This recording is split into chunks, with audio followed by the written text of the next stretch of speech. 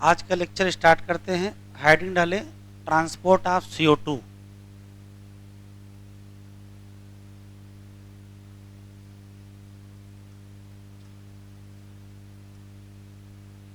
Carbon dioxide के transport से जुड़े कुछ अच्छे क्वेश्चन हैं जो एग्जाम में आते हैं। जैसे पहले जनरल बात यह है कि टिश्यू के सरफेस से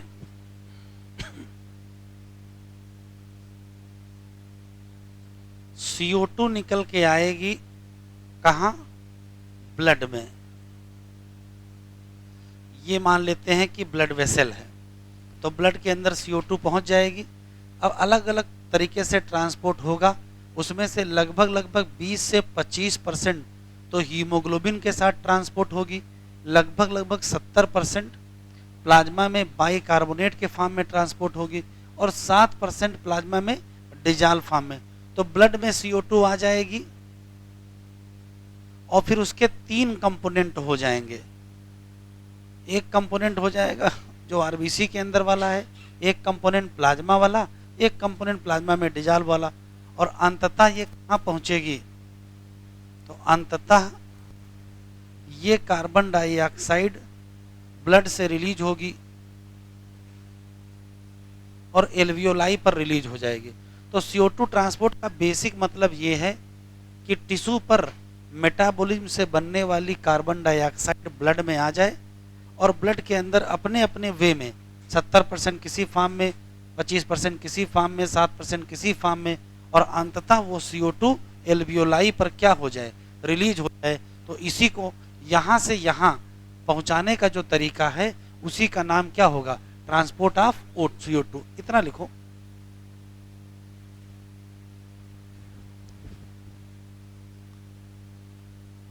तो अब हमको एक एक करके पढ़ना है।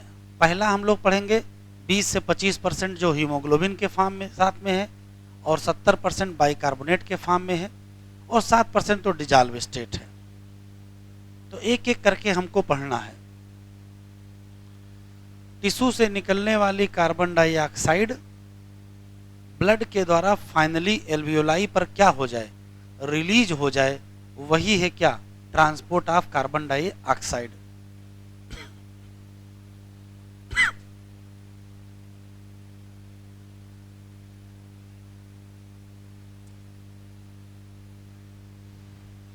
तो इसमें जो पहला तरीका है वो 20 से 25% वाला है, दूसरा 70% वाला। तो पहले तरीका देख लेते हैं, बढ़े आगे।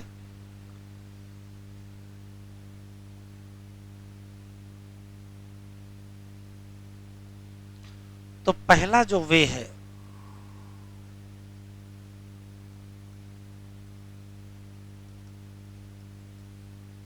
बीस से 25% CO2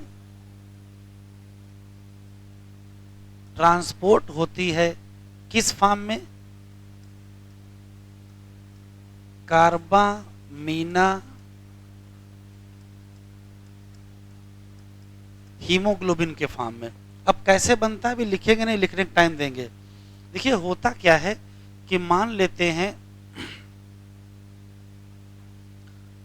हैं कि ये टिश्यू है और टिश्यू से कार्बन डाइऑक्साइड निकली और ब्लड के अंदर आ जाएगी। ये ब्लड में आ गई। तो जब ब्लड में कार्बन डाइऑक्साइड पहुंचेगी तो ये RBC के अंदर चली जाएगी। मान लेते हैं कि ये RBC है और RBC के अंदर हीमोग्लोबिन है, ठीक। तो RBC के अंदर जाएगी और हीमोग्लोबिन से रिएक्शन करेगी। तो रिएक्शन देखो क्या होगा? रिएक्शन ये होगा कि CO2 हीमोग्लोबिन से जुड़ जाएगी और बना लेगी HBCO2। इसी का नाम कार्बामीना हीमोग्लोबिन है। आप सोच रहे हो कि ये H एक्स्ट्रा कहाँ से आ गया? तो यही फार्मूला ही है कार्बामीना हीमोग्लोबिन का। तो CO2 RBC के अंदर जाएगा, हीमोग्लोबिन से जुड़ेगा, कार्बामीना हीमोग्लोबिन बनाएगा। फिर ये RBC अपना ब्लड के साथ तैरते तैरते कहाँ पहुंचेगी? टिश्यू के सरफेस पर आ जाएगी। मान लेते हैं कि ये RBC टिश्यू के सरफेस पर आ गई है और उसके अंदर क्या है? कार्बामीना हीमोग्लोबिन। वहां ये रिएक्शन रिवर्स हो जाएगी। हीमोग्लोबिन अलग हो जाएगा और CO2 क्या हो जाएगा, अलग हो जाएगा। तो जब अलग हो जाएगा तो इससे CO2 बाहर निकलेगी और CO2 बाहर निकलने के बाद ब्लड से बाहर आएगी और कहाँ रिलीज हो जाएगी, एल्वियोलाई पर। तो अगर हम ये कहें कि कार्बामीना हीमोग्लोबिन के फॉर्म में कैसे ट्रांसपोर्ट होती है, तो सिंपल है, टिश्यू से कार्बन डाइऑक्साइड आई, ब्लड में आई, आरबीसी के अंदर गई, हीमोग्लोबिन से बाउंड की, कार्बामीना हीमोग्लोबिन बनाई, आरबीसी धीरे धीरे कहाँ पहुंची, एल्वियोलाई की सरफेस पर पहुंची, वहां रिएक्शन ये रिवर्स हो गई, हीमोग्लोबिन अलग हो गया, CO2 अलग हो गया, CO2 ब्लड आरबीसी से निकल के बाहर आ गया और कहाँ गया, एल्वियोलाई पर रिलीज हो गया। अब हमको सिर्फ दो क्वेश्चन देखना है, ये रिएक्शन इधर से इधर को कहाँ हुई है, तो कहोगे टिश्यू पर हुई है, और इधर से इधर कहाँ पर हुई है, तो लंग्स एल्वियोलाई पर होगी। तो आखिर ऐसी कौन सी मजबूरी है, आखिर ऐसी कौन सी मजबूरी है कि हीमोग्लोबिन CO2 से जुड़ जाता है कहाँ, टिश्यू पर, और यही हीमोग्लोबिन CO2 छोड़ देता है कहाँ, लंग्स पर। तो दो इंपॉर्टेंट क्वेश्चन यहां हमको समझना है कि बाइंडिंग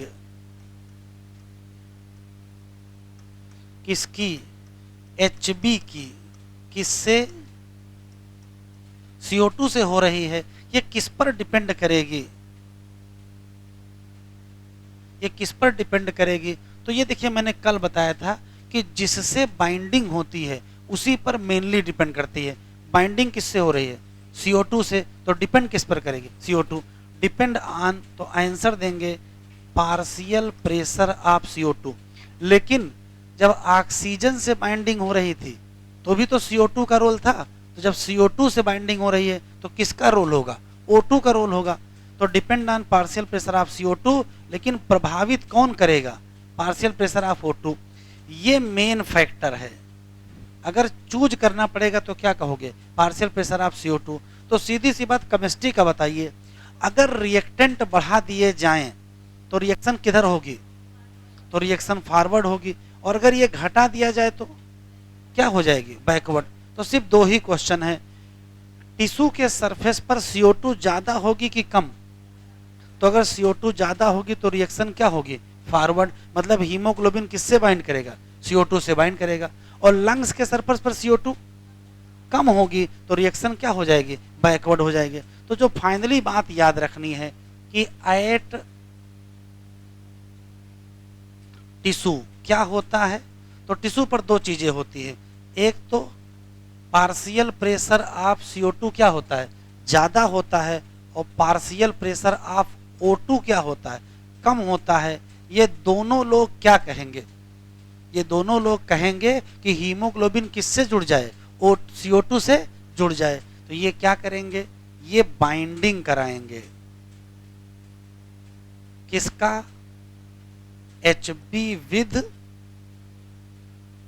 टू फॉर्म, क्या बनवाएंगे, कार्बामीना हीमोग्लोबिन। लेकिन जब हम पहुंचेंगे कहां, लंग्स पर, तब जरा बताओ क्या होगा, तो कहानी पलट जाएगी। लंग्स पर क्या होगा बेटा, लंग्स पर CO2 क्या होगा, कम, तो O2 क्या हो जाएगा, तो लंग्स पर CO2 हो जाएगा कम, और पार्शियल प्रेशर ऑफ O2 क्या हो जाएगा, ज्यादा।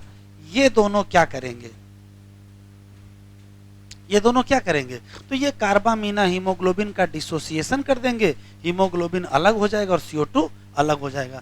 तो ये क्या करेंगे, तो कहोगे डिसोसिएशन ऑफ कार्बामीना हीमोग्लोबिन, और क्यों करेंगे, टू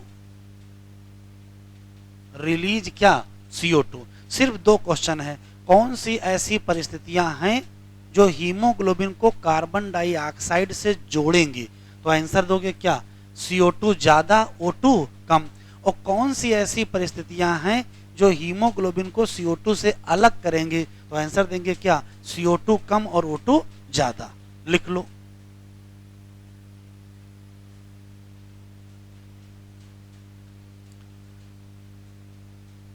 तो H का क्या असर होगा, H प्लस का।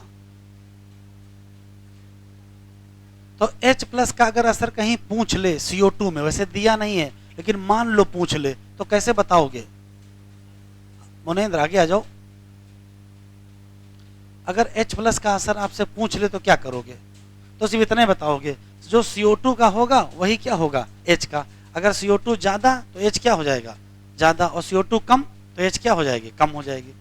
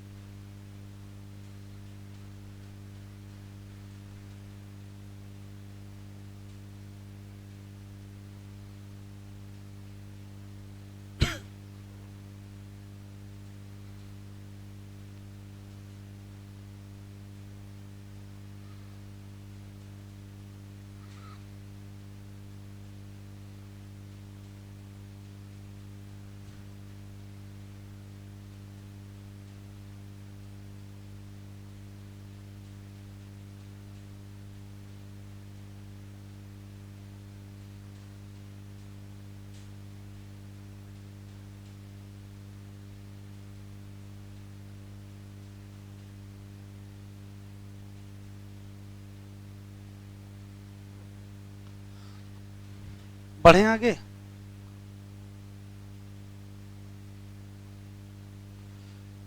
तो 25% CO2 का ट्रांसपोर्ट कार्बामीना हीमोग्लोबिन के फॉर्म में होगा, और उसका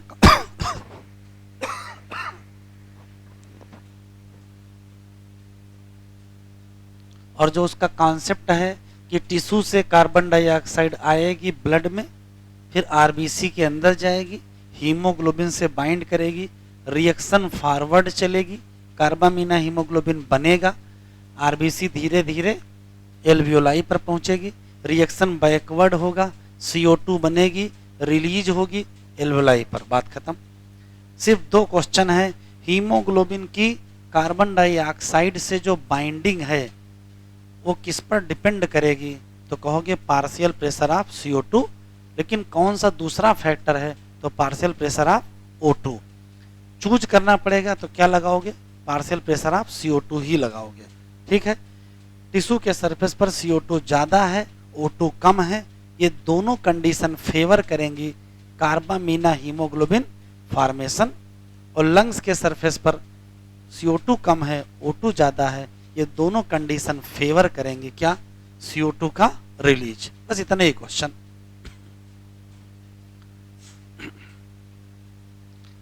अब है 70% कार्बन डाइऑक्साइड, उसको कैसे ट्रांसपोर्ट करेंगे, शुरू करें।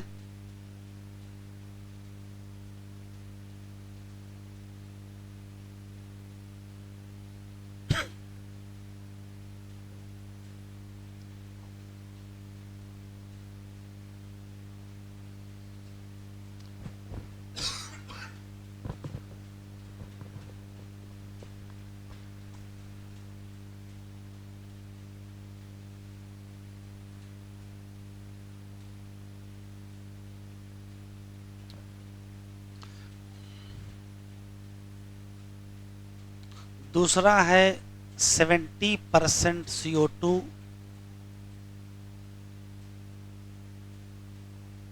ट्रांसपोर्ट एज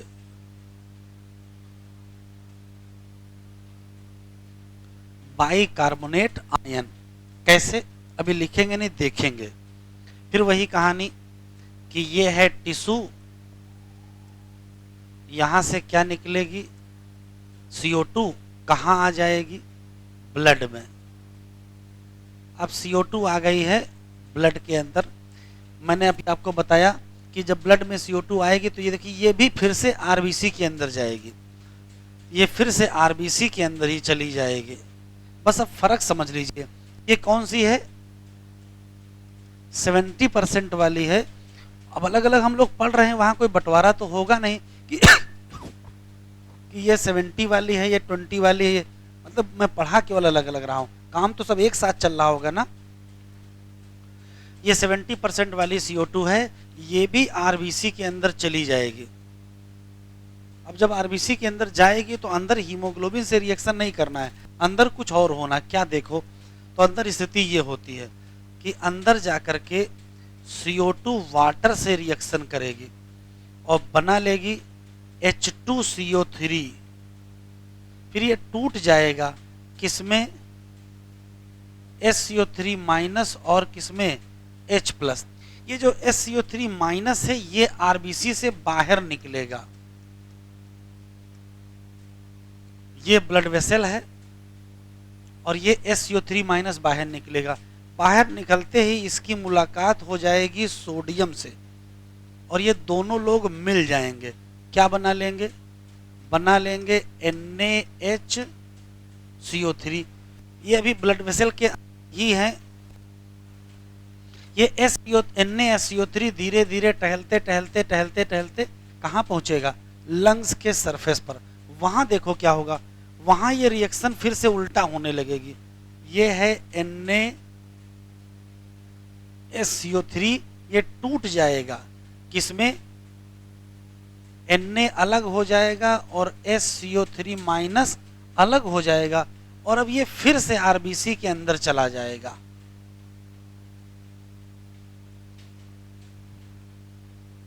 अब ध्यान से देखिएगा, ये CO2 वाटर से जुड़ा था, H2CO3 बना था, SCO3 माइनस बना, RBC के बाहर निकला, सोडियम से जुड़ा, सोडियम बाइकार्बोनेट बना। अब ये ब्लड टहलते टहलते टहलते कहाँ पहुंचा, लंग्स के सरफेस पर। लंग्स के सरफेस पर रिएक्शन टूट गई, फिर से SCO3 माइनस बन गया और ये फिर से कहाँ चला गया, RBC के अंदर। अब जब ये RBC के अंदर जाएगा तो ये रिएक्शन रिवर्स होने लगेगी, रिएक्शन रिवर्स हो जाएगी और फाइनली क्या बन जाएगा, CO2 बन जाएगा। तो अब RBC से निकलेगा क्या, RBC से CO2 निकलेगा, फिर ये बढ़ के CO2 निकलेगा तो फिर कहाँ जाएगा, ब्लड के बाहर आएगा और अंततः कहाँ रिलीज हो जाएगा, एल्वियोलाई। ये बड़ा स्पेशल तरीका है ट्रांसपोर्ट का, 70% का। ये जो रिएक्शन हमने लिखी है ये ज़्यादातर RBC के अंदर होती है, ये प्लाज्मा में भी होती है, लेकिन ज़्यादातर इसका रिएक्शन का काम कहाँ है, RBC के अंदर। फिर से देखते हैं,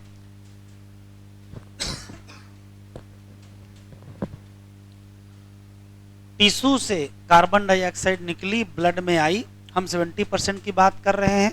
ये RBC के अंदर गई, वाटर से रिएक्शन किया, H2CO3 बनाया, SCO3 माइनस बनाया, H+ बनाया। SCO3 माइनस RBC से बाहर निकला, सोडियम से जुड़ा, सोडियम बाइकार्बोनेट बनाया। अब धीरे धीरे ब्लड से टहलते टहलते कहाँ जाएंगे, लंग्स के सरफेस पर। यहाँ NaSCO3 टूट जाएगा, सोडियम अलग, बाइकार्बोनेट अलग, ये RBC के अंदर गया। अब रिएक्शन क्या होगी, रिवर्स होगी और क्या बनेगा, CO2।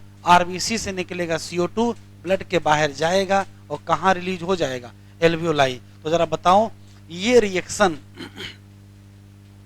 रिएक्शन इस दिशा में होगी कहाँ, तो ये रिएक्शन इस दिशा में होगी कहाँ, टिश्यू पर।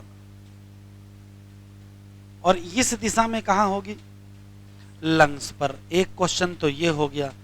तो क्यों इस दिशा में होगी टिश्यू पर और क्यों इस दिशा में होगी लंग्स पर, तो फिर वही है, रिएक्टेंट बढ़ा दीजिए तो रिएक्शन फॉरवर्ड होगी और रिएक्टेंट घटा दीजिए तो रिएक्शन बैकवर्ड होगी।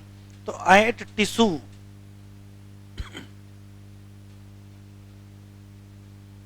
क्या ज्यादा होगा, क्या ज्यादा होगा, CO2। तो रिएक्शन कैसी होगी,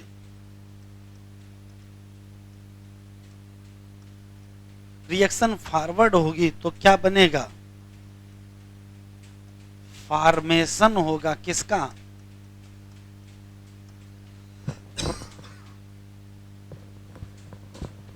SCO3 माइनस का। और एट लंग्स क्या होगा, CO2 कम हो जाएगी। तो रिएक्शन कैसी होगी, बैकवर्ड होगी। और अगर रिएक्शन बैकवर्ड होगी तो क्या बन जाएगा, CO2 बन जाएगा।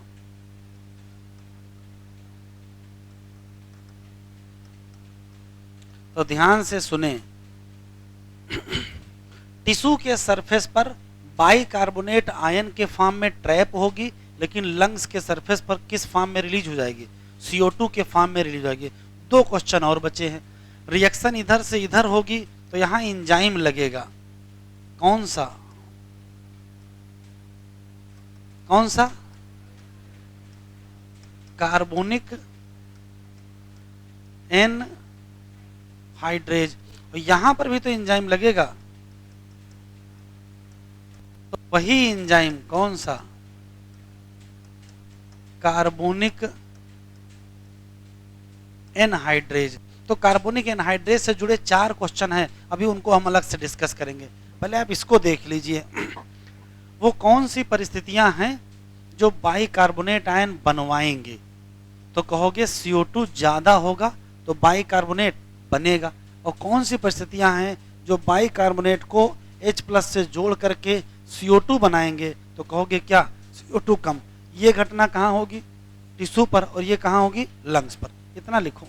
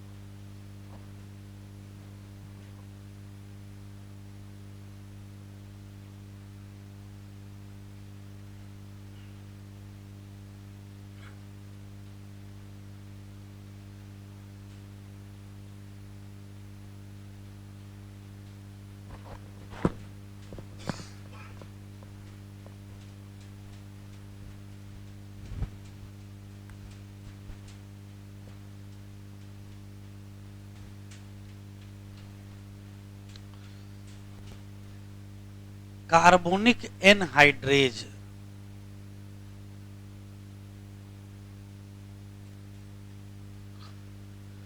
पहला सवाल यह है कि ये एंजाइम कहां पाया जाता है। तो कहोगे एंजाइम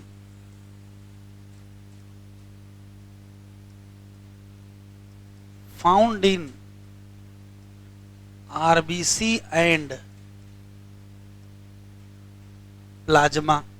जैसे आप आंसर देंगे वैसे पूछेगा मेनली या मेजर अमाउंट कहां पाया जाता है, तो मोस्टली यही है। तो यहां क्या है, माइन्यूट अमाउंट है, दूसरा क्वेश्चन। फिर दूसरा सवाल यह है कि ये आया कहां से, इसको बनाया किसने। ये एनसीईआरटी में दिया नहीं लेकिन आपके काम का है। इधर देखो, ब्लड वेसल देखियो, ब्लड वेसल में अंदर अंदर लाइनिंग पाई जाती है। ब्लड वेसल की जो अंदर अंदर लाइनिंग होती है इसका नाम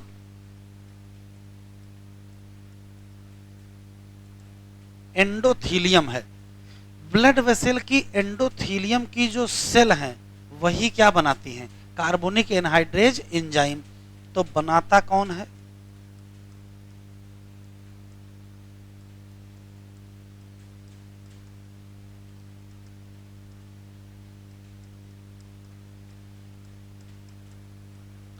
एंडोथीलियल सेल ऑफ कैपिलरी। तीसरा सवाल है ये है क्या, तो ये है एंजाइम ऑफ CO2 ट्रांसपोर्ट।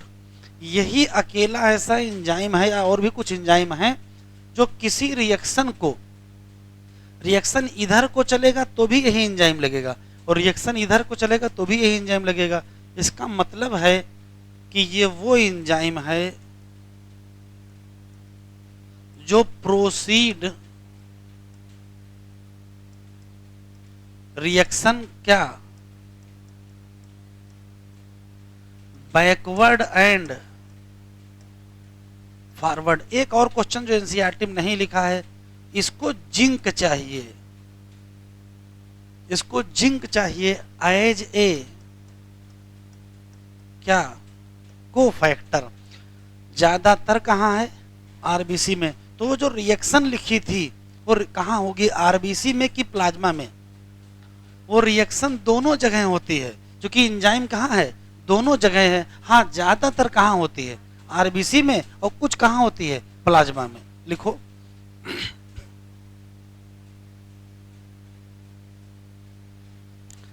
लिखते रहो और सोचते रहो, कितने परसेंट CO2 आरबीसी के अंदर गई है।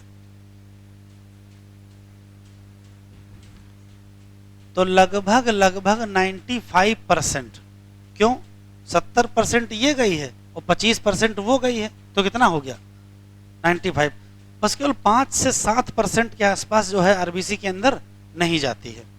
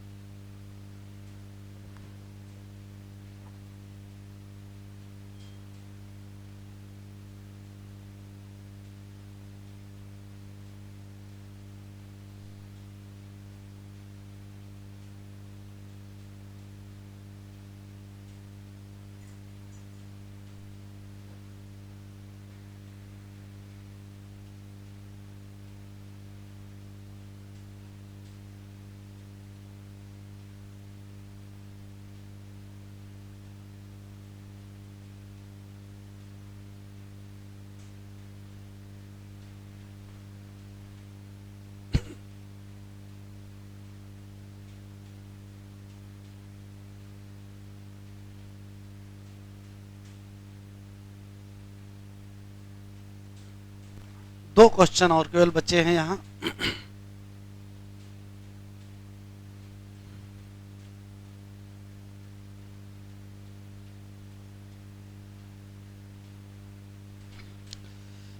ये चीज अभी आपको पढ़ाई जा चुकी है कि टिश्यू की सरफेस पर आरबीसी के बाहर क्या आता है, SCO3 माइनस, और लंग्स की सरफेस पर यही SCO3 माइनस फिर से किसके अंदर चला जाता है, आरबीसी के अंदर चला जाता है। ये क्या है, बाइकार्बोनेट आयन आरबीसी के बाहर आया और फिर वही बाइकार्बोनेट आयन आरबीसी के अंदर गया।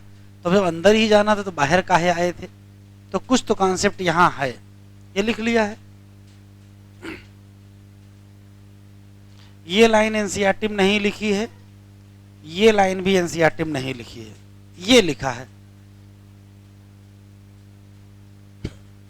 शुरू करें।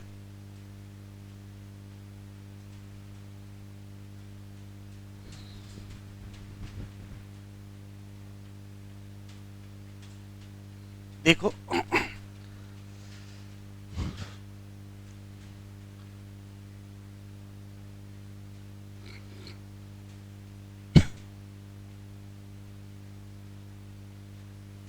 मान लेते हैं कि ये आरबीसी है, ठीक।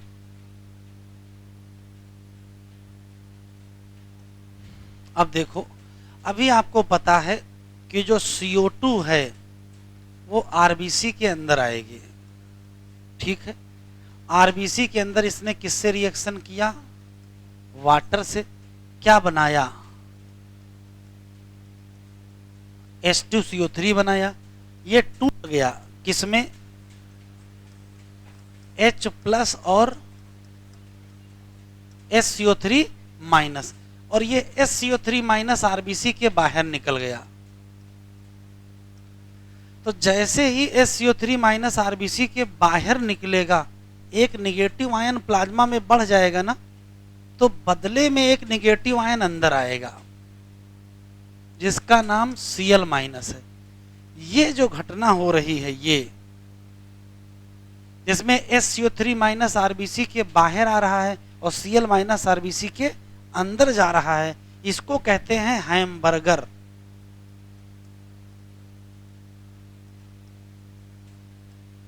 फेनामिना। तो एक क्वेश्चन ये है कि हैमबर्गर फेनामिना किससे जुड़ा मसला है, तो कहोगे CO2 ट्रांसपोर्ट से जुड़ा मसला है, एक क्वेश्चन। इसी का दूसरा नाम क्लोराइड आयन शिफ्टिंग है। इस क्लोराइड आयन शिफ्टिंग में घटना कौन कौन सी हुई है, तो एक SCO3 माइनस और एक क्या है, Cl-। ये बाहर निकला है कि अंदर गया है? बाहर जब कोई निकलता है तो उसे क्या कहते हैं, तो उसे ई फ्लक्स कहते हैं।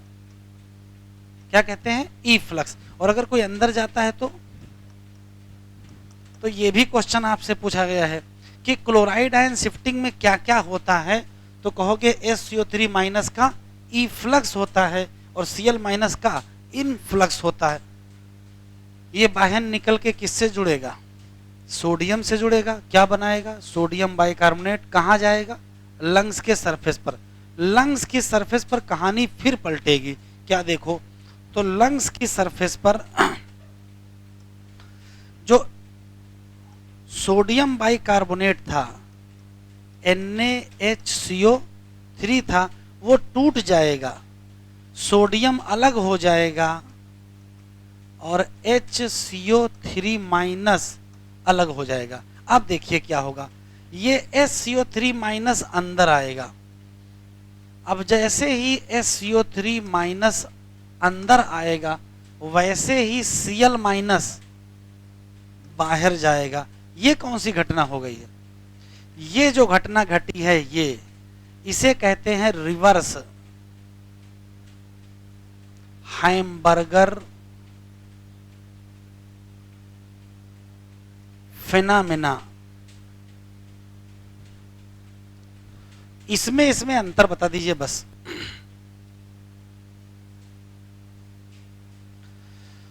इसमें देखिए SCO3 माइनस अंदर आया है, मतलब इन फ्लक्स हुआ है, और Cl- बाहर गया है, तो ई फ्लक्स हुआ है। तो जो यहां लिखे उसका उल्टा यहां लिखे हो। हैमबर्गर फिनोमेना कहाँ होगा, तो हैमबर्गर फिनोमेना हमेशा होता है टिश्यू की सरफेस पर। कहाँ होता है, टिश्यू की सरफेस पर। और ये घटना कहाँ होगी, तो ये होगी एट लंग्स। अच्छा, अंदर जाके क्या करेंगे, तो अंदर जो ये SCO3 माइनस है, ये किससे जुड़ जाएगा, ये H+ से जुड़ जाएगा और क्या बना लेगा, H2CO3। ये टूट जाएगा किसमें, तो वही जो कंपोनेंट थे उसी में टूटेगा और क्या बनेगी, CO2। और CO2 बाहर रिलीज हो जाएगी। कहाँ, लंग्स पर। और ये घटना कहाँ घटी है बेटा, टिश्यू पर। तो उसी बात को दोबारा बताए हैं। टिश्यू पर कार्बन डाइऑक्साइड आरबीसी के अंदर आई, रिएक्शन पूरी हुई, SCO3 माइनस बाहर निकला, Cl- अंदर आया, नाम हैमबर्गर फिनोमेना या क्लोराइड आयन शिफ्टिंग। इसमें क्या हुआ, SCO3 माइनस का ई फ्लक्स और इसका इन फ्लक्स हुआ। कहाँ हुआ, टिश्यू पर। फिर जब लंग्स पर पहुंचे तो कहानी पलट गई। क्या, सोडियम बाइकार्बोनेट टूट गया, सोडियम अलग हो गया, बाइकार्बोनेट अलग हो गया, बाइकार्बोनेट अंदर आया तो Cl- बाहर। ये जो भी दिख रहा है ये जस्ट उल्टा दिख रहा है, इसका जो यहां हो रहा है उसका उल्टा दिख रहा है। इसी नाते इसका नाम रिवर्स हैमबर्गर फिनोमेना है। और रिवर्स हैमबर्गर फिनोमेना कहाँ होगा, लंग्स पे। यहाँ क्या था, SCO3 माइनस का ई फ्लक्स, यहाँ SCO3 माइनस का इन फ्लक्स हो जाएगा। Cl का क्या था, तो Cl का क्या हो जाएगा, ई फ्लक्स हो जाएगा, अंदर जाएगा, H+ से जुड़ेगा, H2CO3 बनेगा, वाटर बनेगा, CO2 बाहर रिलीज हो जाएगी। तो रियल में घटना कौन सी हो रही है? तो ये घटना हो रही है हैमबर्गर, और दूसरी घटना कौन सी हो रही है? Reverse hamburger. लिखो,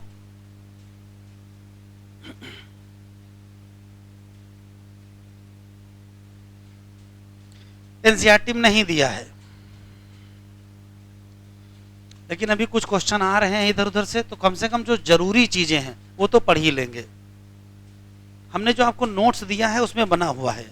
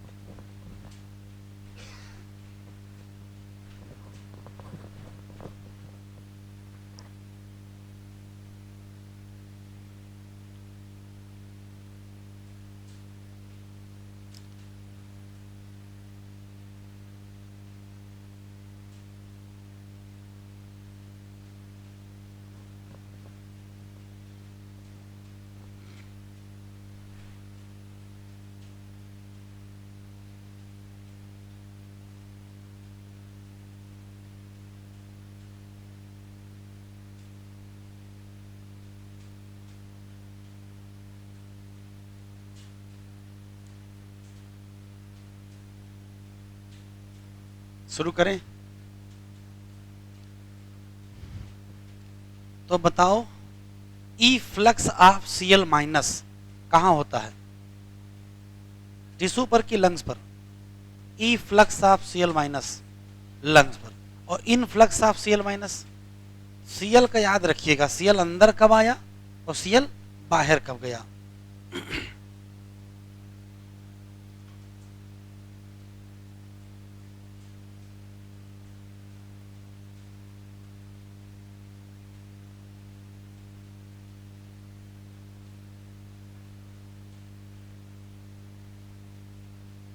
सोडियम बाइकार्बोनेट बनेगा नहीं, सोडियम बाइकार्बोनेट टूटेगा, बनेगा तो यहाँ ये SCO3 माइनस बाहर निकला है, ये जा करके सोडियम जुड़ जाएगा, सोडियम बाइकार्बोनेट बन जाएगा। लेकिन ये सारी घटना कहाँ हुई?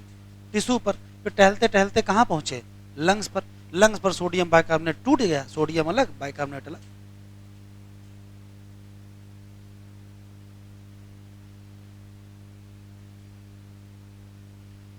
बढ़े बेटा, आगे बढ़े, सिर्फ 2 क्वेश्चन और बचे हैं।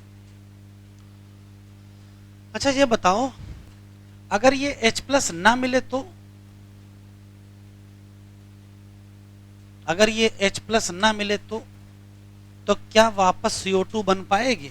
नहीं बन पाएगी। तो यदि चाहते हो लंग्स पर किसको? CO2 को रिलीज करना, तो हमको क्या चाहिए? हमको H+ चाहिए। आएगा कहां से? तो एक वैज्ञानिक है, उनका नाम है हल्डन, उन्होंने समझाया है। क्या? देखते हैं, बढ़े आगे। सबने लिख लिया इसको?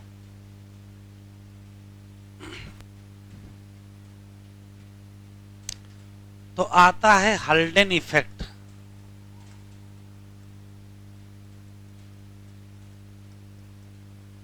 पहला सवाल यह है कि हल्डन इफेक्ट किसके लिए है? तो कहोगे ये ट्रांसपोर्ट ऑफ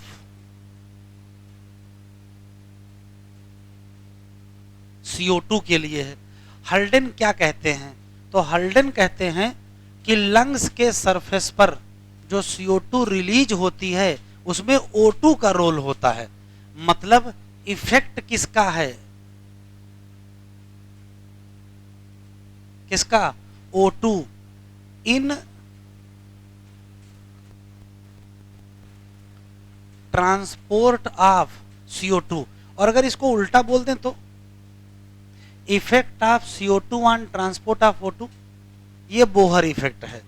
बोहर कहते हैं O2 के ट्रांसपोर्ट में CO2 का इफेक्ट है, और हल्डन कहते हैं CO2 के ट्रांसपोर्ट में O2 के इफेक्ट है। ट्रांसपोर्ट किसका करना है, CO2 का, इफेक्ट किसका है, O2 का। तो लोगों ने इनसे पूछा क्या इफेक्ट है, तो देखो इनका कहना क्या है वो समझिए। इनका कहना है कि एट लंग्स क्या होता है, हीमोग्लोबिन बाइंड करता है किससे, O2 से, बनता क्या है, HbO2 का। ये तो सबको पहले से ही पता, कुछ नया बताओ। तो नया देखो उन्होंने क्या कहा, इन्होंने कहा कि ये है स्ट्रॉन्ग एसिड। ये क्या है, स्ट्रॉन्ग एसिड है। तो ये क्या रिलीज करेगा, ये रिलीज करेगा H+, और जो फैसिलिटेट करेगा किसको,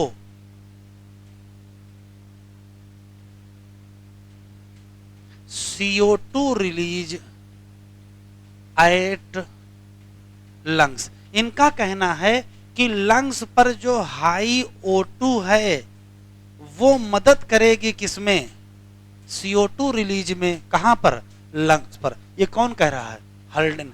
हल्डन कह रहे हैं कि जो HbO2 बनता है, ऑक्सी हीमोग्लोबिन बनता है, वो क्या है, स्ट्रांग एसिड है। क्या रिलीज करेगा, H+ रिलीज करेगा, और वही रिलीज करवाएगा किसको, CO2 को। कहां पर, लंग्स पर। O2 लंग्स पर ज्यादा होती है। तो इनका ओवरव्यू ये है कि लंग्स पर जो ज्यादा O2 होती है वो क्या रिलीज करवा देती है, CO2। लिखो, ये एनसीईआरटी में नहीं दिया है। एनसीईआरटी में इस चैप्टर में बहुत कुछ कम दिया है।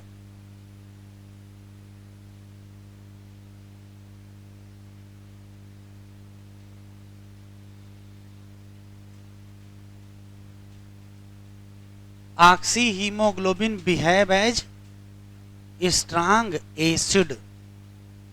अगर कोई एसिड होगा तो क्या रिलीज करेगा, H+ रिलीज कर देगा, और H+ हमको चाहिए CO2 के रिलीज के लिए।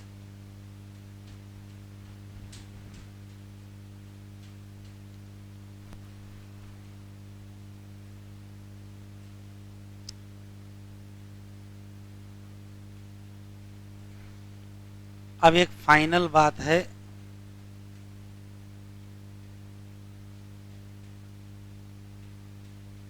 कि 100 ml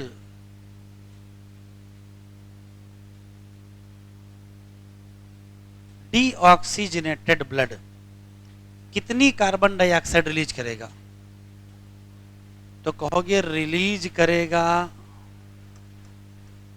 4 ml CO2 एट कहां, एल्वियोलाई। बस ये याद रखना कितना है, 100। और ये है क्या, उल्टा मत कर देना, 100 ml ऑक्सीजनेटेड से ना डिलीवर करवा देना। किससे करना है, डीऑक्सीजनेटेड से।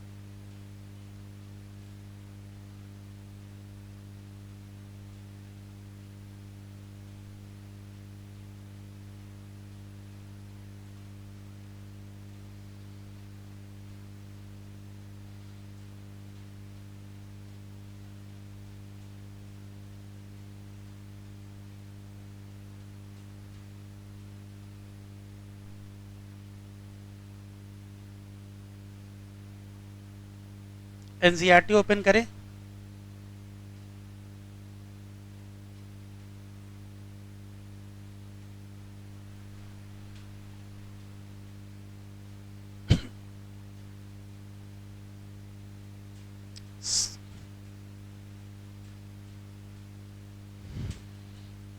बोहर क्या कहते हैं,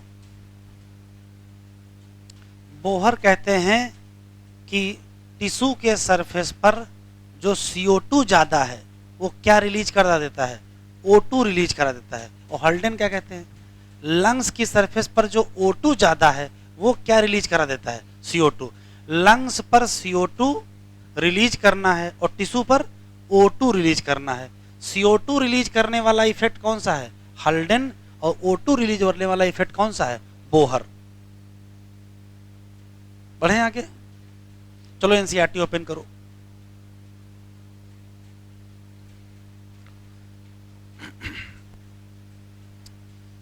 CO2 carry by haemoglobin as, क्या? कार्बा में हीमोग्लोबिन कितने परसेंट? 20 से 25%। ये टिक कर लो। दिस यहां किसके बारे में लिखा है? दिस क्या है? तो ये binding of Hb with CO2 लिखा है। Binding of Hb with CO2 related with partial pressure of CO2, लेकिन पार्शियल प्रेशर ऑफ O2 भी एक मेजर फैक्टर है जो इफेक्ट करेगा फिर किसको? This binding. यहां भी दिस लिखा है, यहां भी दिस लिखा है। यह है कौन सा दिस? Hb विद CO2 है। जब पार्शियल प्रेशर ऑफ CO2 क्या हो? हाई, और पार्शियल प्रेशर ऑफ O2 क्या हो? लो, तो ये कहां मिलेगा? तो मोर क्या होगी? Binding carbon dioxide. जबकि जब CO2 क्या हो जाए? लो, O2 क्या हो जाए? हाई, ये कहां होगी? तो तुरंत क्या होगा? Dissociation of CO2 from carbamino haemoglobin. मतलब जो CO2 बाउंड हुआ था किस हीमोग्लोबिन से? कहां पर? टिश्यू पर। वो डिलीवर हो जाएगा कहां? एल्वेओलाई। फिर यहां से नई कहानी शुरू हो गई। आरबीसी में एक हाई कंसंट्रेशन ऑफ एंजाइम पाया जाएगा, कौन सा? लेकिन इसी का कुछ कम मात्रा कहां पाई जाएगी? कहां पाई जाएगी? प्लाज्मा। तो रिएक्शन ये बताओ कहां होगी? तो ये दोनों जगह होगी, आरबीसी में भी होगी और प्लाज्मा में भी हो। ये एंजाइम रिएक्शन को किस दिशा में चलाएगा? दोनों दिशाओं में। रिएक्शन आपको पता ही है। एट टिश्यू क्या होगा? पार्शियल प्रेशर ऑफ CO2 क्या होगा? हाई। क्यों हाई होगा? क्योंकि वहां कैटाबोलिज्म हो रही है। CO2 किस में आ जाएगा? ब्लड में। अब जब ब्लड में आएगा तो ज्यादातर किस में जाएगा? लेकिन कुछ किस में रह जाएगा? जाएगा तो आरबीसी के अंदर, लेकिन कुछ कहां रह जाएगा? प्लाज्मा में। और बनाएगा क्या? By carbonate. और क्या बनाएगा? H+। जब एल्वियोलाई की सरफेस पर पहुंचेंगे तो CO2 क्या हो जाएगा? लो। रिएक्शन कैसी हो जाएगी? अपोजिट हो जाएगी। और अंततः क्या बनेगा? CO2 और वाटर। इसका मतलब जो CO2 ट्रैप हुई थी किस फॉर्म में? कहां पर? टिश्यू के लेवल पर। वो ट्रांसपोर्ट हो गई कहां? एल्वियोलाई। और रिलीज हो गई कैसे? CO2 के फॉर्म में। 100 ml कौन सा ब्लड लोगे? डिलीवर करेगा कितना? 4 ml CO2 to the alveoli. चलिए हेडिंग डालिए, regulation of respiration.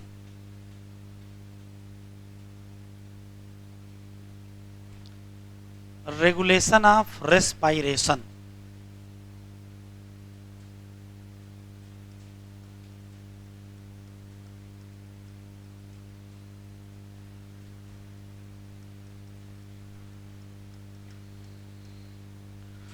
Regulation of respiration.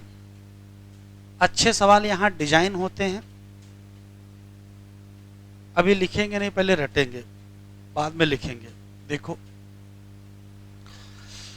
इतना तो आपको पता ही है, अभी कुछ लिखना नहीं बेटा। कि ह्यूमन के पास एक योग्यता है,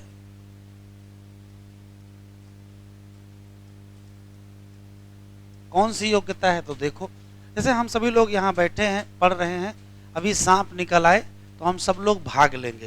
तो हम सब लोग भागेंगे तो बताओ सांसें बढ़ जाएंगी कि ऐसे रहेंगे? बढ़ जाएंगे। फिर भाग के हम लोग बिल्डिंग के बाहर जाएंगे, वहां सबको बताएंगे कि वहां सांप निकल आया है। फिर ये बताओ थोड़ी देर बाद सांसें ऐसे ही रहेंगी कि बढ़ी रहेंगे? थोड़ी देर बाद क्या हो जाएंगे? कम हो जाएंगे। तब तक उधर से सांड आ जाएगा, सांड। ठीक है, फिर हम लोग वहां से भागेंगे, फिर क्या होगा? सांसें बढ़ जाएंगी। भाग के यहाँ आएंगे, यहाँ बताएंगे कि वहां नीचे सांड आ गया था। फिर यहाँ सांसें क्या हो जाएंगी? फिर नॉर्मल हो जाएंगे। ध्यान से सुनिएगा, हम लोगों के पास ये योग्यता है कि हम लोग अपनी ब्रीदिंग को एडजस्ट कर सकते हैं, उसको चेंज कर सकते हैं according to the demand of situation. जैसे भाई जान बचा के भागना है तो एनर्जी की रिक्वायरमेंट ज़्यादा है, तो ब्रीदिंग रेट क्या कर जाएगी, बढ़ जाएगी। फिर जान बच गई, समझ में आ गया कि कोई टेंशन नहीं है, तो फिर से ब्रीदिंग रेट क्या हो जाएगी, नॉर्मल। फिर कोई समस्या आ गई तो फिर से ब्रीदिंग रेट क्या कर जाएगी, बढ़ जाएगी। फिर से समस्या सॉल्व हो गई, फिर से क्या हो जाएगी, नॉर्मल। तो हमारे पास क्या योग्यता है, तो हमारे पास योग्यता है कि हम एडजस्ट कर सकते हैं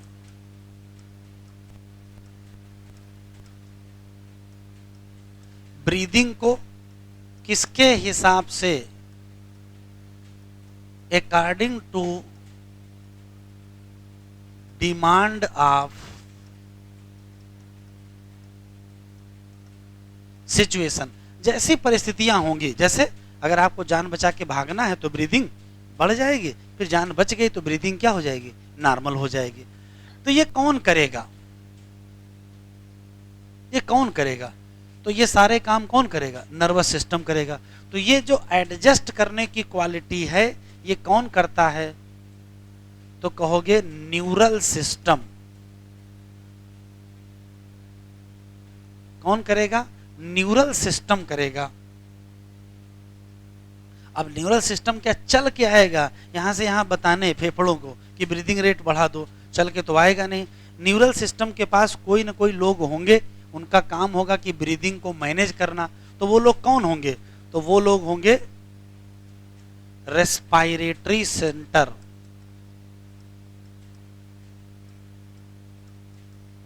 भाई ब्रेन के तो बहुत सारे काम है ना, केवल सांसों को ही तो मैनेज करना नहीं है।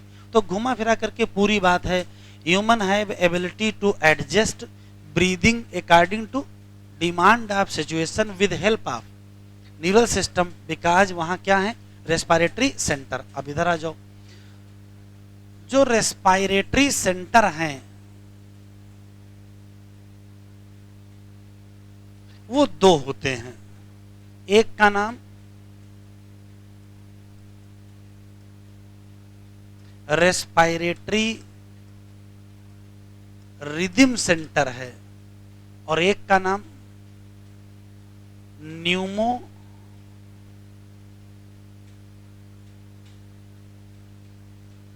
टैक्सिक सेंटर है। अंतर समझ लीजिए क्या है, होता क्या है कि मान लेते हैं ये ब्रेन का पार्ट है, ये मान लेते हैं कि मेडुला है, और ये मान लेते हैं कि पॉन्स है। तो एक सेंटर कहाँ पाया जाएगा, मेडुला पर, और एक कहाँ पाया जाएगा, पॉन्स पर। जो यहाँ है वो कौन सा है, रेस्पिरेटरी रिदम सेंटर, और जो यहाँ है वो कौन सा है, न्यूमोटैक्सिक। तो ये कहाँ पाया जाएगा बेटा,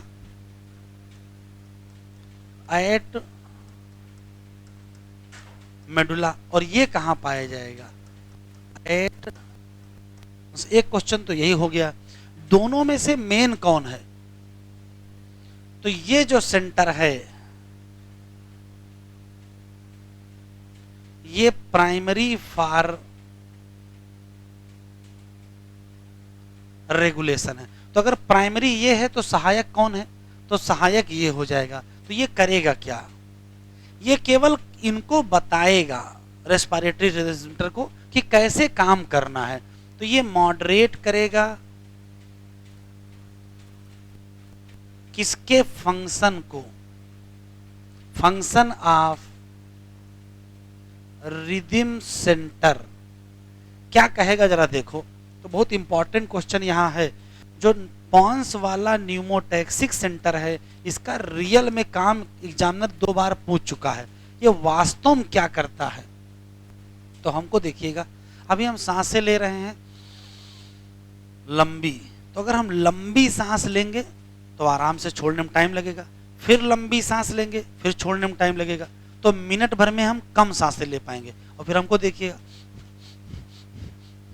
अगर हम छोटी छोटी सांसें लेंगे तो मिनट भर में ज्यादा। तो अगर हम इंस्पायरेशन का टाइम छोटा कर दें तो ब्रीदिंग का रेट क्या हो जाएगा, बढ़ जाएगा। तो ये करता क्या है, ये घटा देता है, रिड्यूस टाइम ऑफ इंस्पायरेशन। तो फिर इससे रिड्यूस मिलेगा, अल्टर कर देगा या इंक्रीज कर देगा, किसको? ब्रीदिंग के रेट। ये क्या घटाएगा? टाइम। और क्या बढ़ा देगा? Breathing rate. किससे कह के? Respiratory rhythm centre. अच्छा, रिदम का मतलब देखो क्या है। रिदम का ये मतलब होता है जैसे ये पैर आगे रखा, फिर ये पैर आगे रखा, फिर ये रखा, फिर ये रखा, ये रिदम है। रिदम का मतलब सही चाल। सही चाल का मतलब आराम से इंस्पायरेशन हुआ, फिर आराम से एक्सपायरेशन हुआ, फिर इंस्पायरेशन हुआ, फिर एक्सपायरेशन। लेकिन गड़बड़ रिदम देखो कैसे, 3 बार हमने इंस्पायरेशन किया, फिर एक ही बार में क्या कर दिया? एक्सपायरेशन कर दिया। अगर इंस्पायरेशन एक्सपायरेशन प्रॉपर हो रहा है तो ये नॉर्मल रिदम है। केवल लंबी लंबी सांसें ले रहे हो, प्रॉपर एक्सपायर नहीं कर रहे हो, इसका मतलब रिदम क्या हो गई? खराब हो गई। तो रेट भी बनाए रखना है और रिदम भी बनाए रखना है। रेट एडजस्ट करने में मेन रोल किसका है? न्यूमोटैक्सिक सेंटर का। ये किससे कहता है? रेस्पिरेटरी रिदम सेंटर से कहता है। तो ओवरव्यू देखो क्या है। हमारे पास योग्यता है कि हम चेंज कर लेंगे। किसको? कौन चेंज कराएगा? कैसे? अब सेंटर पाए कहां जाएंगे? तो कहोगे ब्रेन में पाए जाएंगे। कहां पाए जाएंगे? ब्रेन में पाए जाएंगे। लेकिन ब्रेन में कहां पाए जाएंगे? तो ब्रेन में 2 जगह में, मेडुला पर जो मिलेगा वो, और जो पोन्स पर मिलेगा वो। रिदम सेंटर ही प्राइमरी सेंटर है, ये साइड वाला सेंटर है। ये मॉडरेट करेगा फंक्शन ऑफ रिदम सेंटर। असली काम इसका ये है, ये रिड्यूस कराएगा किसको? Time of inspiration. अगर हम छोटी छोटी सांसें लेंगे तो मिनट में ज्यादा लेंगे, तो ये अल्टर कर देगा या बढ़ा देगा किसको? Breathing rate. लिखो।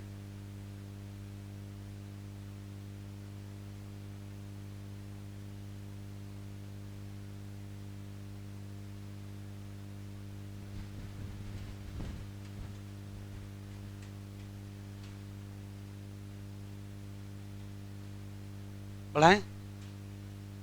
चलिए साइड में हेडिंग डालिए,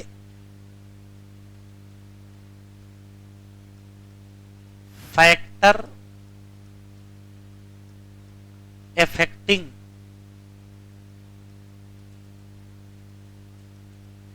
ब्रीदिंग रेट। ब्रीदिंग रेट को कौन इफेक्ट करेगा?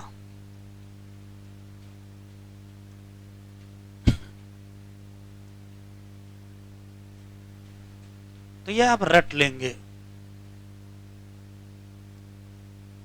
CO2 and H plus concentration in blood. कौन लोग हैं जो ब्रीदिंग के रेट को इफेक्ट करेंगे? तो कहोगे CO2 और H प्लस। तो कौन इफेक्ट नहीं करेगा? तो यह आप याद रखिएगा, O2 की जो कंसंट्रेशन है वो ब्रीदिंग रेट को बहुत ज्यादा प्रभावित नहीं करती है। दूसरी बात यहीं लिख लेंगे,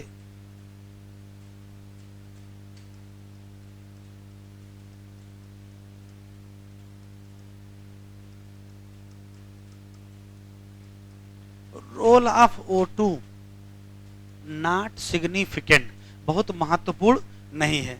कैसे? जरा देखो। तो यदि बढ़ जाए CO2 और H प्लस तो तुरंत बढ़ जाएगा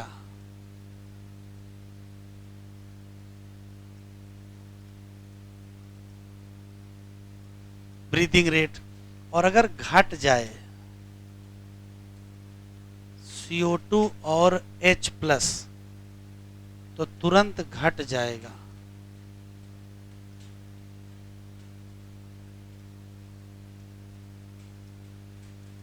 ब्रीदिंग रेट।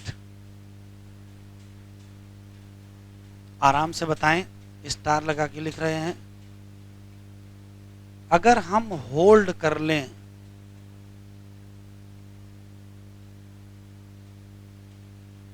अपनी सांसें तो बताओ होगा क्या? तो एक तो CO2 बढ़ जाएगी, लेकिन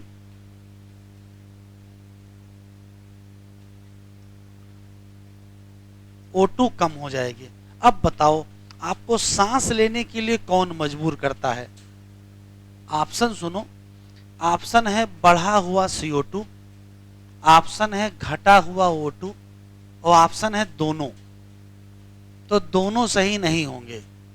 O2 का रोल नहीं है, सिर्फ किसका रोल है? सिर्फ CO2 का रोल है। तो यही हमको मजबूर करेगा फॉर टेकिंग ब्रीथ। अगर हम अपनी सांसें रोक लें तो सांस लेने के लिए कौन मजबूर करेगा? ऑप्शन बढ़ा हुआ CO2, घटा हुआ O2 या दोनों। तो सिर्फ क्या कहोगे? बढ़ा हुआ CO2, घटे हुए O2 से कोई मतलब नहीं है। लिखो। तो अगर कोई आदमी बेहोश हो जाता है उसको माउथ टू माउथ ब्रीदिंग देते हैं, क्यों? तो आप अगर अपने मुंह की सांस उसके मुंह में दे रहे हैं तो आप दे कौन सी रहे हो? Expired air. और एक्सपायर्ड में क्या ज्यादा होगा? CO2। तो उसको CO2 दे रहे हो, मरा जा रहा बेचारा O2 से, और दे क्या रहे हो? CO2। क्यों? तो जब उसको CO2 दोगे तो उसके ब्लड में क्या बढ़ेगी? और CO2 बढ़ेगी, और ज्यादा CO2 बढ़ेगी तो हो सकता है सेंटर स्टिमुलेट हो जाए और उसकी सांसें चलने लगें। तो ये इंपॉर्टेंट है। अब असली सवाल ये है कि भैया कैसे पता चला ब्रेन को कि ब्लड में CO2 बढ़ गया है? ब्रेन को पता चलेगा तभी तो रेट बढ़ाएगा। कुछ तो जुगाड़ होना चाहिए। तो देखो क्या जुगाड़ है।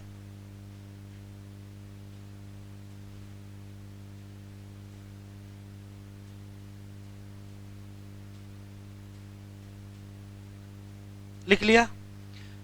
कौन कौन से फैक्टर हैं जो ब्रीदिंग रेट को इफेक्ट करेंगे? तो कहोगे CO2 और H प्लस।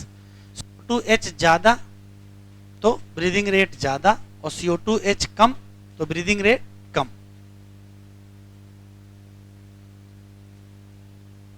बढ़े?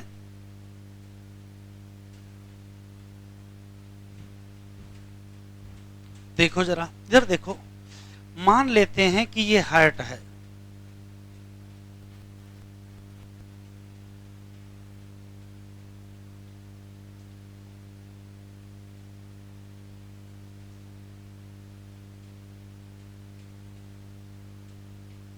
ये मान लेते हैं हार्ट है, और ये मान लेते हैं ब्लड वेसल है। तो कहां से ब्लड वेसल निकलती है? लेफ्ट वेंट्रिकल से। और लेफ्ट वेंट्रिकल से ब्लड वेसल निकल करके इसी की एक ब्रांच है जो ब्रेन को चली गई है। नाम लिख लेते हैं। ये कौन सी चीज है? इसको एओर्टिक आर्च कहते हैं। अभी लिखिएगा नहीं, लिखने का टाइम देंगे। और जो ब्रेन को सप्लाई होती है उसको क्या कहते हैं?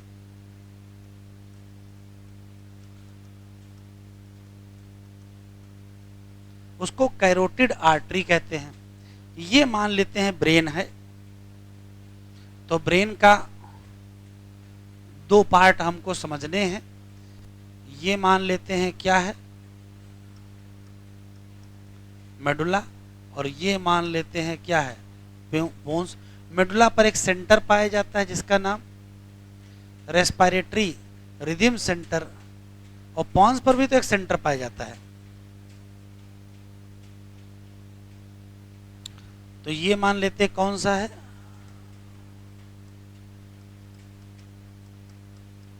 Pneumotaxic centre. और ये कौन सा है?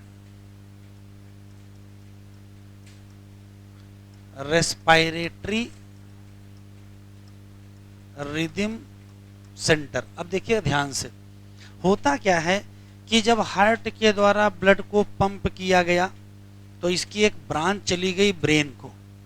ये ब्रेन को ब्लड सप्लाई पहुंची और ये ऐसे ही निकल गई ब्रेन से आगे। ठीक, तब तक देखो क्या हुआ। ब्रेन के मेडुला पर एक स्पेशल सेंटर पाया जाता है इस जगह, जिसका नाम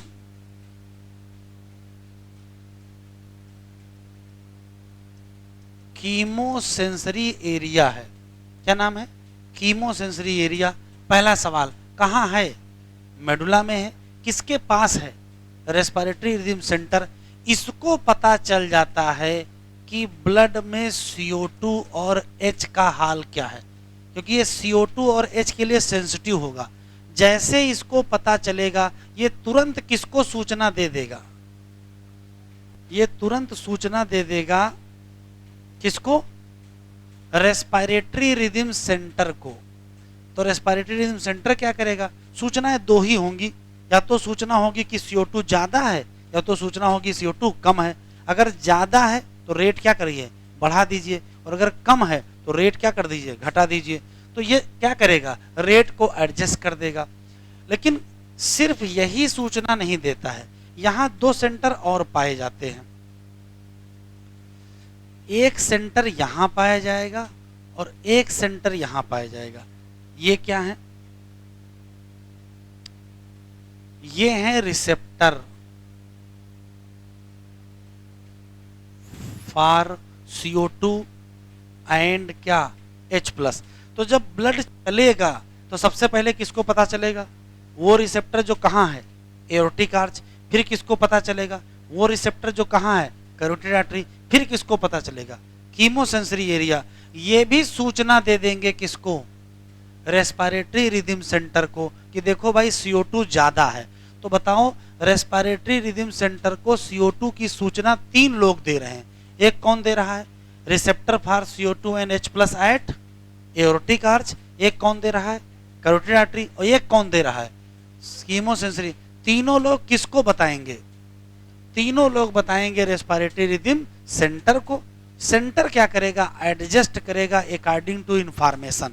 दो ही इंफॉर्मेशन होंगी, या तो इंफॉर्मेशन होगी कि भैया CO2 ज्यादा है तो रेट क्या करो, बढ़ा दो, जिससे CO2 बाहर निकल जाए, O2 आ जाए। और या तो CO2 क्या है, कम है, तो रेट क्या कर दीजिए, कम कर दीजिए। बनाओ।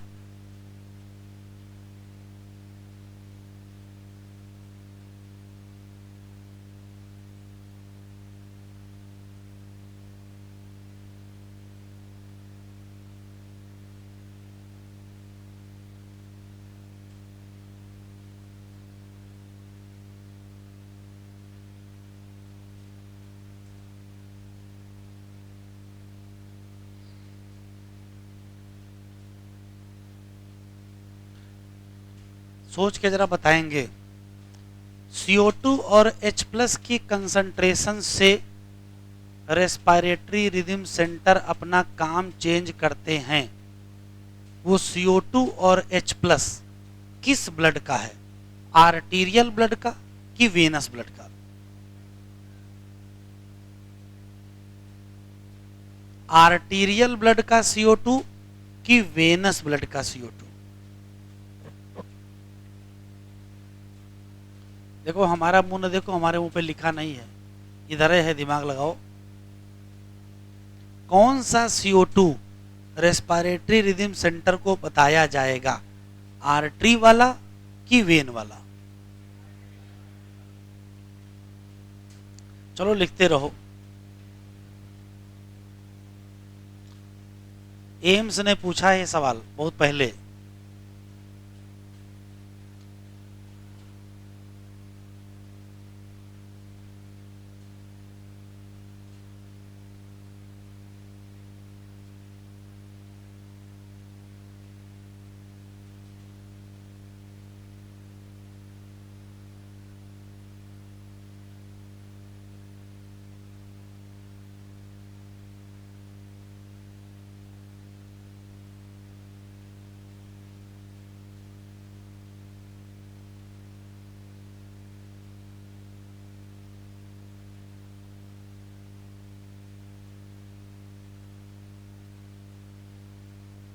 क्या हो गया ना, तो देखो अगर यहां से ब्लड निकल गया और तब सूचना मिली तो इनके किसी की नहीं है। जो ब्लड आ रहा है उसकी सूचना चाहिए, और जो आ रहा है वो किसमें है, आर्टरी में। तो आर्टीरियल CO2 चाहिए, ना कि वेनस CO2। कौन सा CO2 चाहिए, आर्टीरियल।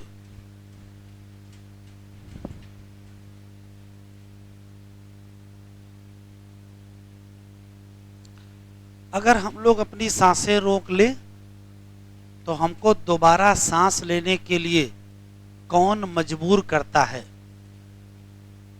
एक है बढ़ा हुआ CO2, एक है घटा हुआ O2, एक है दोनों।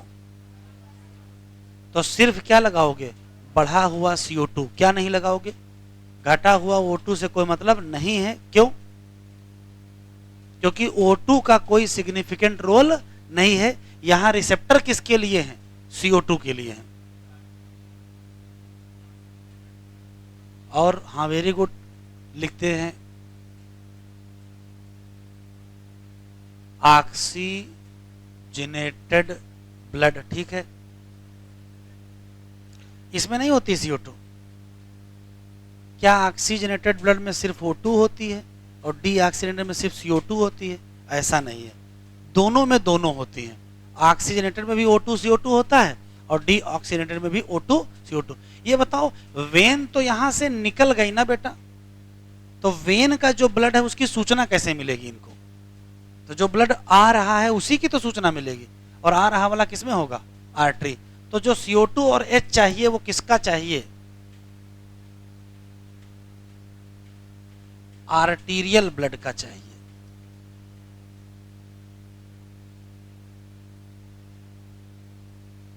लिख लिया? लिख लिया हो तो एनसीईआरटी ओपन करें, पूरा सुन लेते हैं रेगुलेशन में क्या क्या बताया है। कुल 7-8 क्वेश्चन हैं। पहला सवाल, हम लोगों के पास ये योग्यता है जो आज पता चली, योग्यता भी है क्या? कि हम ब्रीदिंग को एडजस्ट कर सकते हैं। किसके हिसाब से? डिमांड के हिसाब से। क्या? या तो ब्रीदिंग बढ़ा देंगे या तो घटा देंगे। कौन कराएगा? Nervous system. कैसे कराएगा? रेस्पिरेटरी सेंटर से। रेस्पिरेटरी सेंटर 2 हैं, एक का नाम रेस्पिरेटरी रिदम सेंटर, एक का नाम न्यूमोटैक्सिक। रिदम वाला कहाँ है? मेडुला में है। और न्यूमोटैक्सिक कहाँ है? पॉन्स में है। मेन कौन है? रिदम सेंटर है। तो फिर पॉन्स वाला न्यूमोटैक्सिक क्या करेगा? तो 2 काम, ये मॉडरेट करेगा रेस्पिरेटरी रिदम सेंटर को, और ये घटा देगा किसको? Time of inspiration. तो बढ़ा देगा क्या? ब्रीदिंग के रेट। खत्म हो गया। फिर सवाल ये है कि कौन कौन से फैक्टर हैं जो ब्रीदिंग के रेट को इफेक्ट करेंगे? तो 2 फैक्टर हैं। कौन कौन से? CO2 और H प्लस कंसंट्रेशन। अगर CO2 और H ज्यादा है तो रेट बढ़ेगा, और CO2 और H कम है तो रेट घटेगा। लेकिन सवाल यह है किसका रोल नहीं है? तो O2 का बहुत ज्यादा रोल नहीं है। आखिरी सवाल यह है कितना CO2 है, कितना H है, ये पता कैसे चलेगा? तो पता करने के लिए 3 लोगों को लगाया गया है। एक रिसेप्टर कहाँ है? एओर्टिक आर्च पर। एक रिसेप्टर कहाँ है? कैरोटिड आर्टरी पर। और ये कहाँ है? कीमोसेंसरी एरिया मेडुला पर। पहले किसको पता चलेगा? एओर्टिक आर्च वाले को। फिर किसको पता चलेगा? कैरोटिड आर्टरी वाले को। फिर किसको पता चलेगा? और ये सब लोग किसको बता देंगे? रेस्पिरेटरी रिदम सेंटर को। और वो अकॉर्डिंग टू, अगर CO2 ज्यादा की इंफॉर्मेशन है तो रेट क्या करेगा? बढ़वा देगा। और CO2 कम की इंफॉर्मेशन है तो रेट क्या कर देगा? घटा देगा। ओपन करो एनसीईआरटी।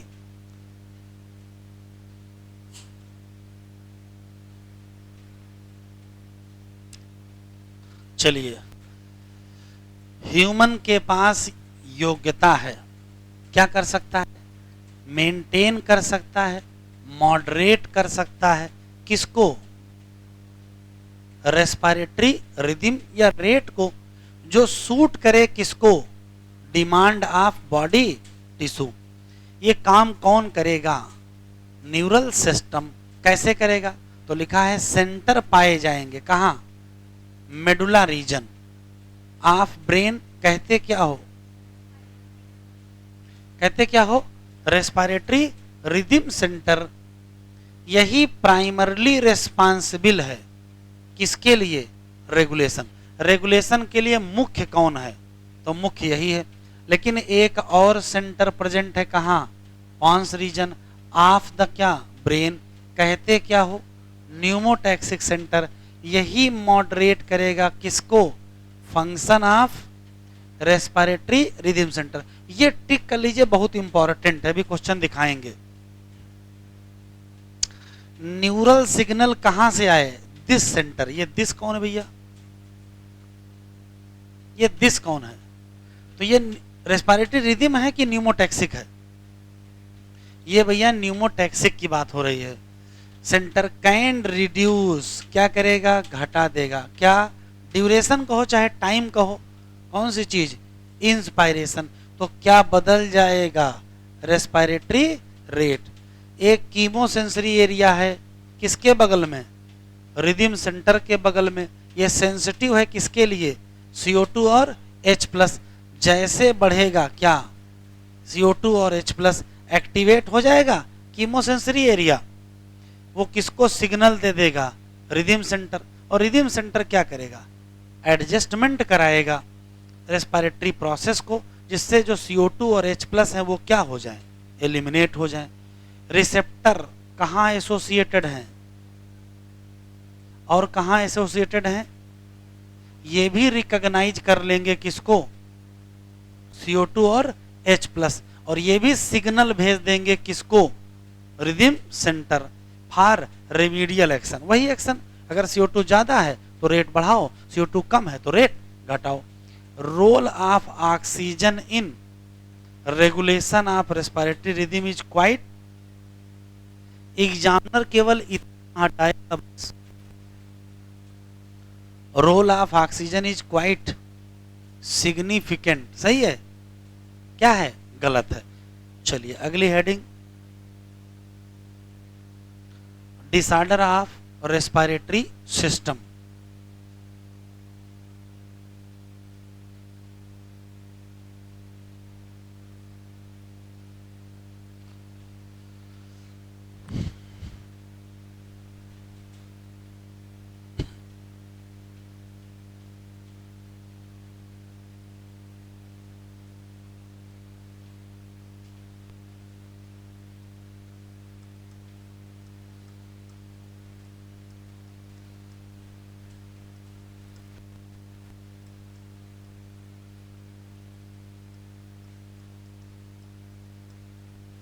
जरा इधर देखो बेटा, पहला डिसऑर्डर कौन सा दिया है? अस्थमा है। सिर्फ 3 क्वेश्चन हैं जो आपको याद रखने हैं, सुन लो फिर लिखना। पहला सवाल तो एनसीईआरटी की लाइन याद रखना है। अस्थमा एक ऐसी बीमारी है जिसमें सांस लेने में दिक्कत होने लगती है, डिफिकल्टी इन ब्रीदिंग। अभी लिखना नहीं, दिले सुन लो। सांस लेने में दिक्कत होने लगती है, और जब सांस लेने का प्रयास करते हैं तो सीटी बजने की आवाज आती है, साउंड कब प्रोड्यूस होता है? सीटी कैसे बजती है? तो किसी पतली जगह से अगर हवा गुजरे, नैरो स्पेस से अगर एयर जाएगी तो क्या हो? साउंड प्रोड्यूस हो जाएगा। तो हमारा रेस्पिरेटरी पैसेज नैरो हो जाता है, और जब नैरो हो जाएगा उससे अगर हवा जाएगी तो साउंड प्रोड्यूस हो जाएगा। तो सांस लेने में दिक्कत हुई है, साथ में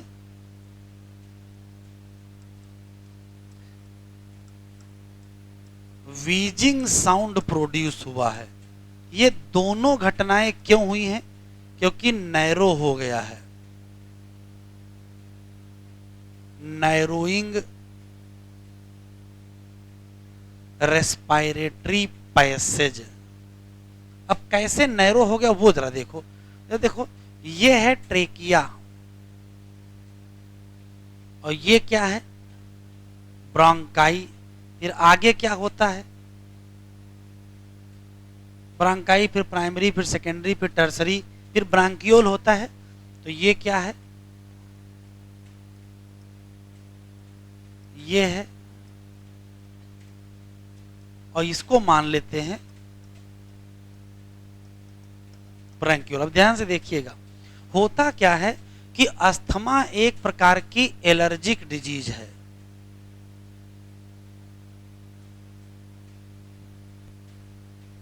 अभी इसको लिखेंगे नहीं, आगे लिखेंगे। अस्थमा एक प्रकार की एलर्जिक डिजीज है। जैसे किसी को धुएं से एलर्जी, किसी को धूल से एलर्जी, किसी को पानी से एलर्जी। मान लेते हैं धूल से एलर्जी है, तो कहीं आप जा रहे हैं, कोई झाड़ू लगा रहा है तो धूल होगी वहां, वो आप धूल क्या करोगे? इनहेल। अगर आपको एलर्जी है धूल से तो होगा क्या? तो जैसे ही डस्ट अंदर जाएगी, dust as a allergen treat होगा और आपका जो बॉडी है वो इसको रिस्पांस देगा। तो क्या रिस्पांस देगा? तो तुरंत आपके बॉडी में पाई जाती हैं मास्ट सेल, और यहां से क्या निकलेगा? हिस्टामिन। और ये क्या करा देगा? एलर्जी का रिएक्शन करवा देगा। तो होता क्या है कि जैसे ही डस्ट अंदर आएगी, हिस्टामिन निकलेगा, एलर्जिक रिएक्शन शुरू होगा, तो यहां इन्फ्लामेशन हो जाती है। यहां ब्रांकाई और ब्रांकियोल में क्या हो जाएगी? इन्फ्लामेशन। तो बताओ रास्ता चौड़ा होगा कि सकरा? रास्ता सकरा। और अगर रास्ता सकरा हो गया तो सांस लेने में दिक्कत होने लगेगी। तो एक बार क्वेश्चन आया है कि बताओ इन्फ्लामेशन कहां होता है, ट्रेकिया में कि ब्रांकाई और ब्रांकियोल में? ट्रेकिया मत लगाइएगा, उस साल जो क्वेश्चन आया था उसमें ट्रेकिया दिया था। तो रास्ता सकरा हो गया है, साउंड प्रोड्यूस हुआ है, क्यों? क्योंकि इन्फ्लामेशन हुआ है। किसमें? Bronchi and bronchiole. क्या नहीं लगाना है? ट्रेकिया नहीं लगाना है। ठीक है, अब ऐसा हुआ क्यों है? तो ये है क्या? एलर्जिक डिजीज है। इसमें क्या निकलता है? हिस्टामिन निकलता है। कहां से निकलता है? Mast cell. कब निकलता है? On exposure of allergen. अब एलर्जन जैसे वो दबंग फिल्म देखे थे, दबंग फिल्म में उनकी मम्मी को क्या था? यही एलर्जी थी। ठीक है, तो याद है, अगर देखे होंगे तो बहुत सारी धूल वहां पैदा कर दिए थे। तो ढेर सारी धूल होने के नाते वो उनको क्या हो गया? अस्थमा प्रेसिपिटेट कर गया। जो अस्थमा के मरीज होते हैं वो बिल्कुल फिट होते हैं, कोई दिक्कत नहीं होती है, लेकिन जैसे ही एलर्जन अंदर जाता है वैसे सिम्टम शुरू हो जाते हैं, उनको सांस लेने में क्या होने लगती है? दिक्कत। तो कौन सी दवाई ली जाए? ऐसी कोई दवाई लीजिए जो रास्ते क्या कर दे? चौड़े कर दे बस। तो उस दवा का नाम ब्रांको डाइलेटर, डाइलेट कर दे। तो कौन सी ड्रग लेंगे?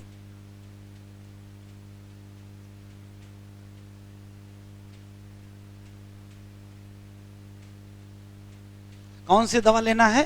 Bronco dilator. तो जो अस्थमा वाला वो पंप होता है उसमें कौन सी ड्रग होती है? यही ब्रांको डाइलेटर ड्रग होती हैं। जैसे जाएंगी ब्रांकाई और ब्रांकियोल क्या कर जाएंगे? डाइलेट कर जाएंगे और सांस आराम से अंदर आने लगेगी। तो देखो एनसीईआरटी में तो इतना लिखा है केवल, लेकिन ये और जरूरी है क्या? सांस लेने में दिक्कत होने लगेगी, साउंड वीजिंग प्रोड्यूस होने लगेगा। इन्फ्लामेशन किसका है? ब्रांकाई और ब्रांकियोल। किसका नहीं है? ट्रेकिया का नहीं है। ये क्या है? एलर्जिक डिजीज है। क्या निकलेगा? हिस्टामिन। कहां से? Mast cell. कब निकलेगा? Exposure of allergen. दवा के नाम पर क्या लोगे? Bronco dilator. एलर्जन कौन होगा? तो एलर्जन जैसे हमने डस्ट लिख दिया है, कुछ भी पालन ग्रेन भी हो सकता है। किसमें इन्फ्लामेशन होना है? ब्रांकाई और ब्रांकियोल। तभी पैसेज क्या हो जाएगा? नैरो हो जाएगा। लिख लो।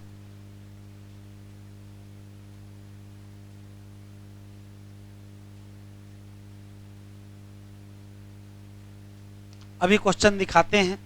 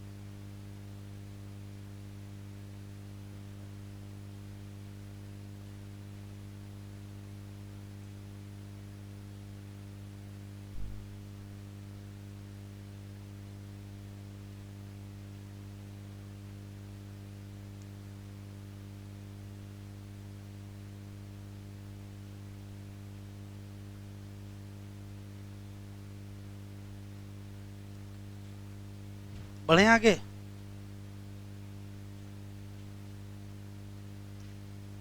किसमें इन्फ्लामेशन कराना है? ब्रांकाई और ब्रांक्यूल की एल्वियोलाई में कराओगे?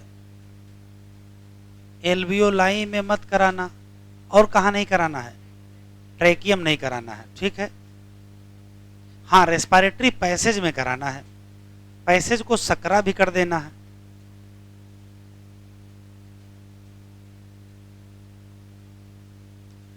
बढ़िया नो।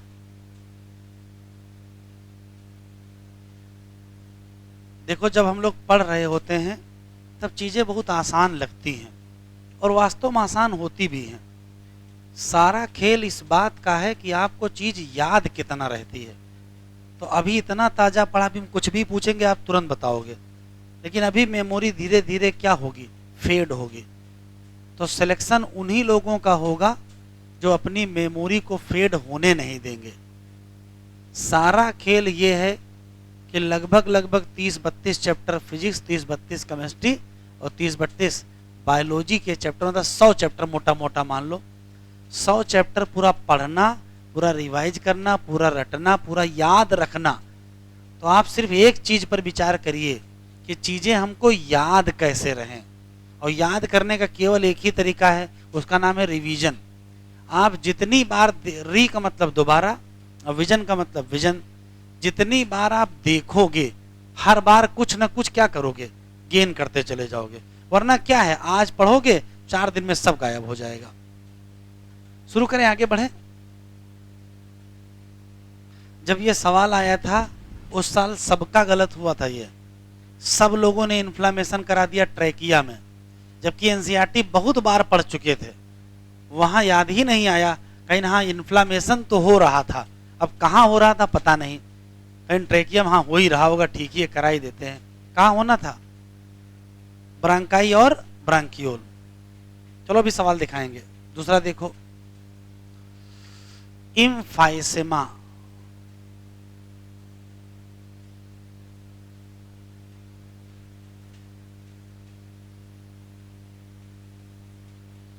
इम्फाइसेमा में 3-4 क्वेश्चन लिखे हैं केवल।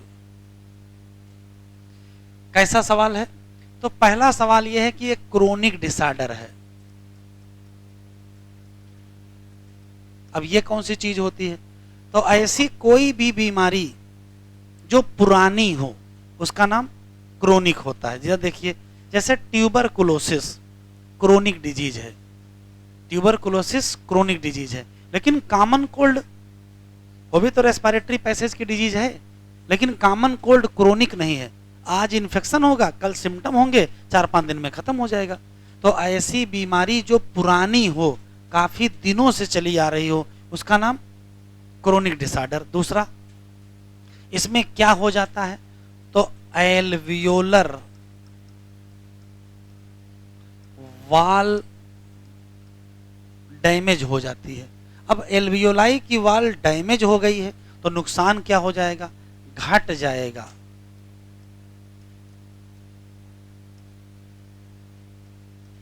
Reduce surface area. और मेन काज क्या है? तो मेन काज है सिगरेट स्मोकिंग। अब क्या होता था देखो, तो ये है रेस्पिरेटरी पैसेज, ट्रेकिया, ब्रांकाई, फिर ब्रांकियोल, ऐसे होता जाएगा। और आखिरी में हमको क्या मिलेंगे? एल्वियोलाई मिलेंगे। अब जब सिगरेट स्मोकिंग करेंगे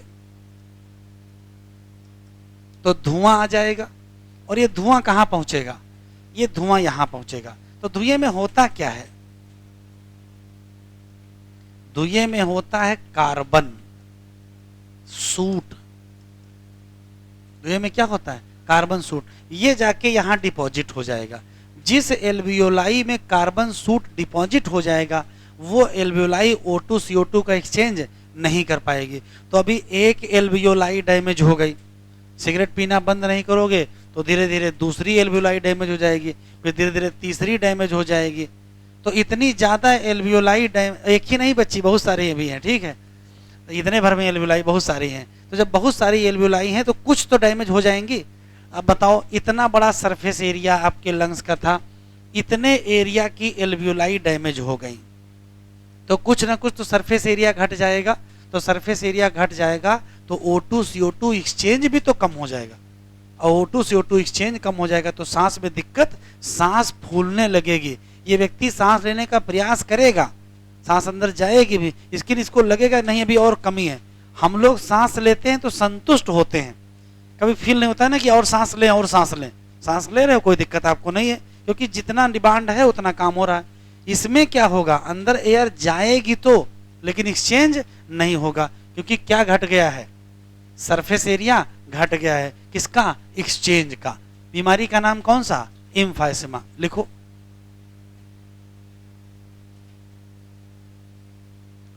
हाँ सही नहीं होने वाला है। सिगरेट पीना बंद कर दो, एल्वियोलाई ठीक हो जाए, ऐसा कुछ नहीं है, ठीक है। और बीड़ी पीने से, तो बीड़ी पीने से भी होगा भैया, ऐसा थोड़े कि हाँ सिगरेट पीने से होगा बीड़ी पीने से नहीं होगा, ठीक है। तो बीड़ी पीने से भी क्या होगा, होगा। कब नहीं होगा, तो हुक्का पीने से नहीं होगा। कब नहीं होगा, हुक्का पीने से। देखो हुक्के में देख, रुक जाओ, हुक्का देखे हो, इस टाइप का होता है,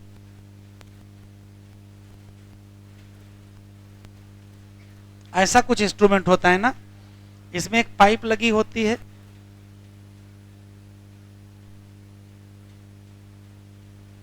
और यहां से आप सक करते हैं इसको। तो देखो तंबाकू यहां रखा होता है, टोबैको यहां रखा होता है, और हुक्के में यहां तक पानी भरा होता है। इधर से सूट आएगा तो इसी वाटर में रह जाएगा, तो जो इधर जाएगा उसमें सूट नहीं जाता है, तो हुक्के में सूट नहीं जाता है। ये पहले वाले लोग जानते थे, इस नाते वो बीड़ी सिगरेट नहीं पीते थे। क्या पीते थे, हुक्का पीते थे, क्योंकि जितना कार्बन है वो कहाँ डिपॉजिट हो जाएगा, इसी वाटर में डिपॉजिट हो जाएगा। अभी क्या है, सादा कार्बन भी अंदर चला जाएगा। अब कार्बन जाकर के यहाँ क्या हो जाएगा, डिपॉजिट, क्या डैमेज हो जाएगी, एल्वियोलाई।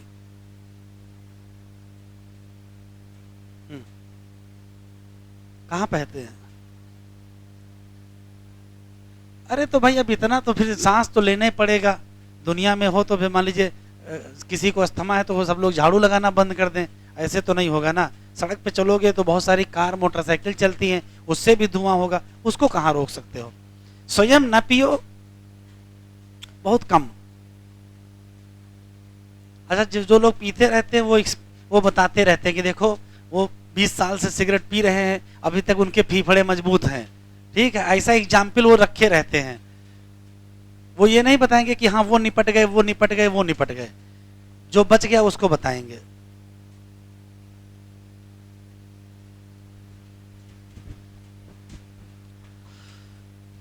हो गया,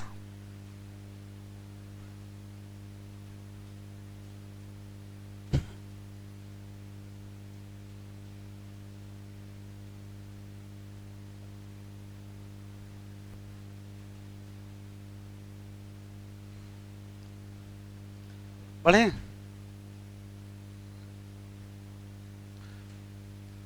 तीसरा क्वेश्चन बहुत इंपॉर्टेंट है।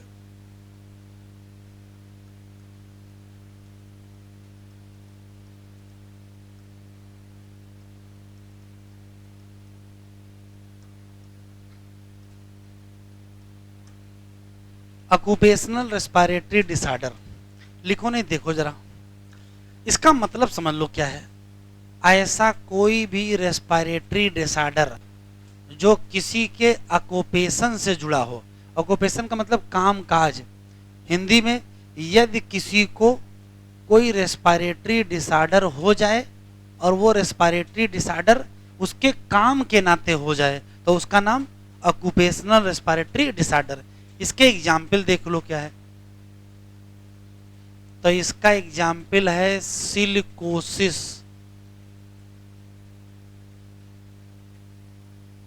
बाइसिनोसिस, एस्पेस्टोसिस। तो एक तो एग्जाम्पल याद रखेंगे। अगला सवाल देखो, कैसा काम करते थे भैया। तो देखो एक ऐसा फैक्ट्री है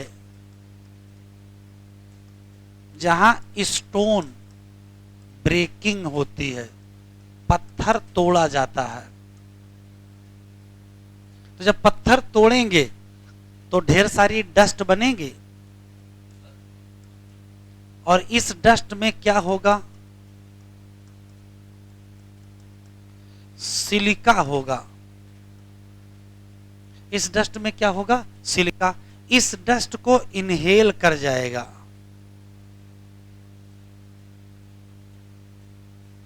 जो भी काम करने वाला कारीगर होगा वो इनहेल कर जाएगा।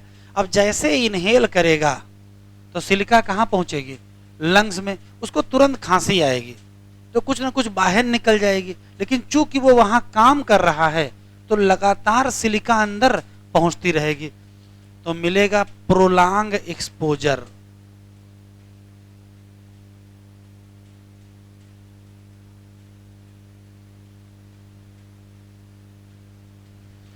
जब बहुत दिनों तक सिलिका अंदर आती रहेगी तो शुरू हो जाएगा इन्फ्लामेशन इन लंग्स। इधर देखो, अगर हम लोगों को यहां चोट लग जाए, चोट, और चोट में बार बार चोट लगती रहे तो क्या होगा, तो यहाँ की स्किन थोड़ी मोटी हो जाएगी, टाइट हो जाती, टफ हो जाती। क्यों? क्योंकि यहाँ फाइब्रस टिश्यू बन जाता है। तो चूंकि ये काम करता ही रहेगा, सिलिका बार बार आती ही रहेगी, तो इन्फ्लामेशन लगातार बना ही रहेगा। तो जब बहुत दिन इन्फ्लामेशन होगा तो हो जाएगी क्या,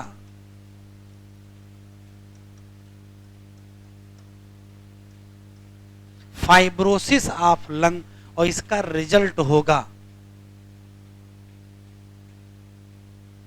डैमेज ऑफ लंग। अब ये फाइब्रोसिस कौन सी चीज है, तो इसमें फाइब्रस टिश्यू आ जाते हैं। हमारे फेफड़े तो इलास्टिक होते हैं ना, जब ये फाइब्रस हो जाएंगे तो इनकी इलास्टिसिटी क्या हो जाएगी, समाप्त हो जाएगी, लंग्स डैमेज हो जाएंगे और इस वर्कर की क्या हो जाएगी, डेथ हो जाएगी। इसी बीमारी को कहते क्या है, सिलिकोसिस। तो सिलिकोसिस में क्या इनहेल करते हैं, सिलिका इनहेल कर जाते हैं। ऐसे सुनो, रुई धुनाई का जो काम करते हैं, जो रजाई गद्दा भरते हैं ना, तो रुई धुनी जाती है, उसको थोड़ा फैलाया जाता है, तो काटन के फाइबर हवा में आ जाते हैं। तो अगर काटन के फाइबर इनहेल कर गए तो ऐसी ही समस्या होगी, बस बीमारी का नाम क्या होगा, बाइसिनोसिस। तो ये क्या इनहेल करते हैं, काटन फाइबर इनहेल। और ये क्या इनहेल करते हैं, एस्बेस्टॉस इनहेल कर जाते हैं। अगर कोई एस्बेस्टॉस इनहेल करने से बीमार हो तो नाम एस्बेस्टोसिस, काटन फाइबर इनहेल कर जाए तो बाइसिनोसिस, और सिलिका इनहेल कर जाए तो सिलिकोसिस। ये एग्जाम्पल एनसीईआरटी में दिया है। सिलिका इनहेल करेंगे तो क्या हो जाएगा, सिलिकोसिस हो जाएगा और लंग्स परमानेंट डैमेज होगा। तो क्या किया जाए, ये फैक्ट्री बंद कर दी जाए। तो क्या करना चाहिए, तो जो वर्कर हैं उनको क्या पहनना चाहिए, वियर प्रोटेक्टिव मास्क। अगर प्रोटेक्टिव मास्क पहनेंगे तो इनहेल नहीं करेंगे। जो लोग स्प्रे पेंट करते हैं, स्प्रे पेंट, मजदूर जो स्प्रे वाली पेंट करते हैं, जब वो स्प्रे करेंगे तो पेंट कहाँ आ जाएगी, एयर में, इनहेल कर जाएंगे। तो जो वर्कर होते हैं बहुत सारे बीमार होते हैं अपने काम से। तो ये बहुत बड़ा टॉपिक है, एमबीबीएस करेंगे तो बहुत बहुत कुछ यहाँ पढ़ेंगे। हमारे समाज में बहुत सारे ऐसे लोग बीमार हैं, वो सिर्फ अपने काम से बीमार हैं। जैसे कोई क्या कर रहा है, मोती, मोती जो होता है, मोती तराशने का जो काम होता है, तो मोती जब तराशा जाता है तो वहां से भी सिलिका निकलता है, इनहेल कर जाते हैं। जो कारपेंटर हैं वो लकड़ी काटते हैं, वहां लकड़ी की बहुत सारी धूल होती है, उसको इनहेल कर जाते हैं। जो पेंटिंग करते हैं उसको इनहेल कर जाते हैं। तो बहुत सारी बीमारियां हैं जो किससे जुड़ी हैं, काम काज से जुड़ी हैं। अगर रेस्पायरेशन की कोई बीमारी काम काज से जुड़ी है तो उसका नाम ऑक्यूपेशनल रेस्पिरेटरी डिसऑर्डर। जैसे कौन सी, सिलिकोसिस। लिखो, इंपॉर्टेंट है, कुछ ना कुछ एग्जाम में आएगा।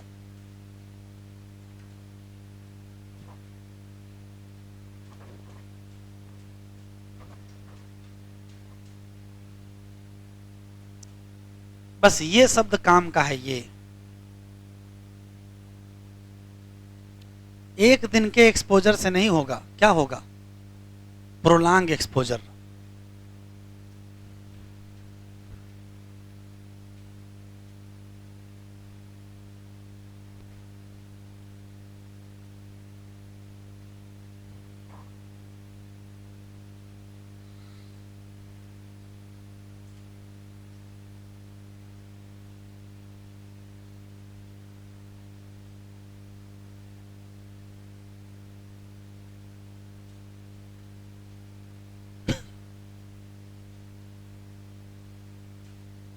बतियाओ नहीं।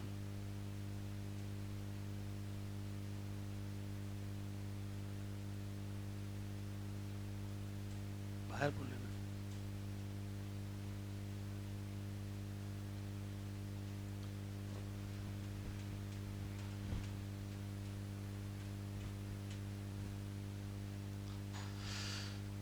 देखो एनसीईआरटी में जो लाइन लिखी है वो तो लिखी है, क्या क्या दिक्कत होती है? सांस लेने में दिक्कत, पहला क्वेश्चन। क्या हो जाता है? वीजिंग। क्यों हो जाता है? तो भाई जहां ड्यू टू लिखा है वो तो स्पष्ट है ना कि ये क्या बन गया, एसर्शन रीजन, तो यहाँ एसर्शन रीजन भी है। ड्यू टू क्या है? इन्फ्लामेशन। कहाँ? ब्रांकाई और कहाँ? ब्रैंकियोल। कहाँ नहीं है? ट्रैकिया में मत कराएं। फिर है इम्फाइसेमा, ये क्या है? क्रोनिक डिसऑर्डर, जिससे क्या हो जाएगी? एल्वियोलर वाल डैमेज, जिससे क्या हो जाएगा? रेस्पिरेटरी सरफेस एरिया घट जाएगा। मेजर काज कौन सा है? Cigarette smoking. वैसे तो किसी भी धुएं से हो सकता है, लेकिन ज्यादातर स्मोकिंग से होता है। ये एक्टिव स्मोकिंग है। पैसिव स्मोकिंग है कि आप भाई सड़क पर जा रहे हो, बहुत सारा धुआं सड़क पर है, वो इनहेल कर जाओगे, उससे भी हो सकता है, लेकिन आप परमानेंट तो आप सड़क पर रहोगे नहीं, स्मोकिंग तो आप परमानेंट करते रहोगे ना।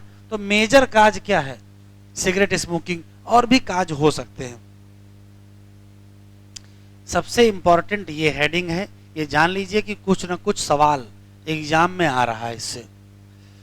ऑक्यूपेशनल रेस्पिरेटरी डिसऑर्डर, कुछ इंडस्ट्री स्पेशली जहां क्या हो, ग्रिंडिंग या स्टोन ब्रेकिंग, तो क्या बनेगी? ढेर सारी डस्ट। हमारा जो डिफेंस मैकेनिज्म है वो उसको मैनेज नहीं कर पाएगा। अगर बहुत दिनों तक लॉन्ग एक्सपोजर चलता रहा तो क्या होगा? इन्फ्लामेशन। फिर क्या होगा? फाइब्रोसिस। फाइब्रोसिस क्या है? प्रोलिफरेशन किसका? इससे सीरियस हो जाएगा, लंग्स डैमेज। तो क्या करना चाहिए? वर्कर को काम छोड़ देना चाहिए? काम करना है, क्या पहन लेना है? Protective mask. अच्छा, वर्कर क्या करता है? वर्कर बीमार हो जाता है, ठीक, तो बीमार हो जाएगा तो छुट्टी ले लेगा, तो 2-3 दिन की छुट्टी ले लेगा, 2-3 दिन घर में रहेगा, तो उसको खांसी आनी बंद हो जाएगी। क्योंकि वो सिलिका इनहेल कर रहा था ना, तो यहाँ इन्फ्लामेशन होगा तो उसको खांसी आएगी। कहेगा हम बीमार हो गए, हम 3 दिन काम पे नहीं आएंगे। 3 दिन घर में रहेगा, खांसी बंद हो जाएगी। खांसी जैसे बंद होगी, घर वाले भगा देंगे कि काम पे जाओ। वो फिर काम पे जाएगा, फिर से सिलिका इनहेल करेगा, फिर से खांसी आने लगेगी। अब कितने दिन छुट्टी लेगा भाई? एक बार छुट्टी लेगा, 2 बार छुट्टी लेगा, फिर बोलेगा नहीं काम चलता रहेगा, खांसी भी चलती रहेगी। एक दिन धीरे धीरे उसका लंग्स क्या हो जाएगा? डैमेज हो जाएगा, और सिलिकोसिस से उसकी क्या हो जाएगी? डेथ हो जाएगी। तो बहुत खतरनाक स्थिति है। चैप्टर कंप्लीट हो गया है।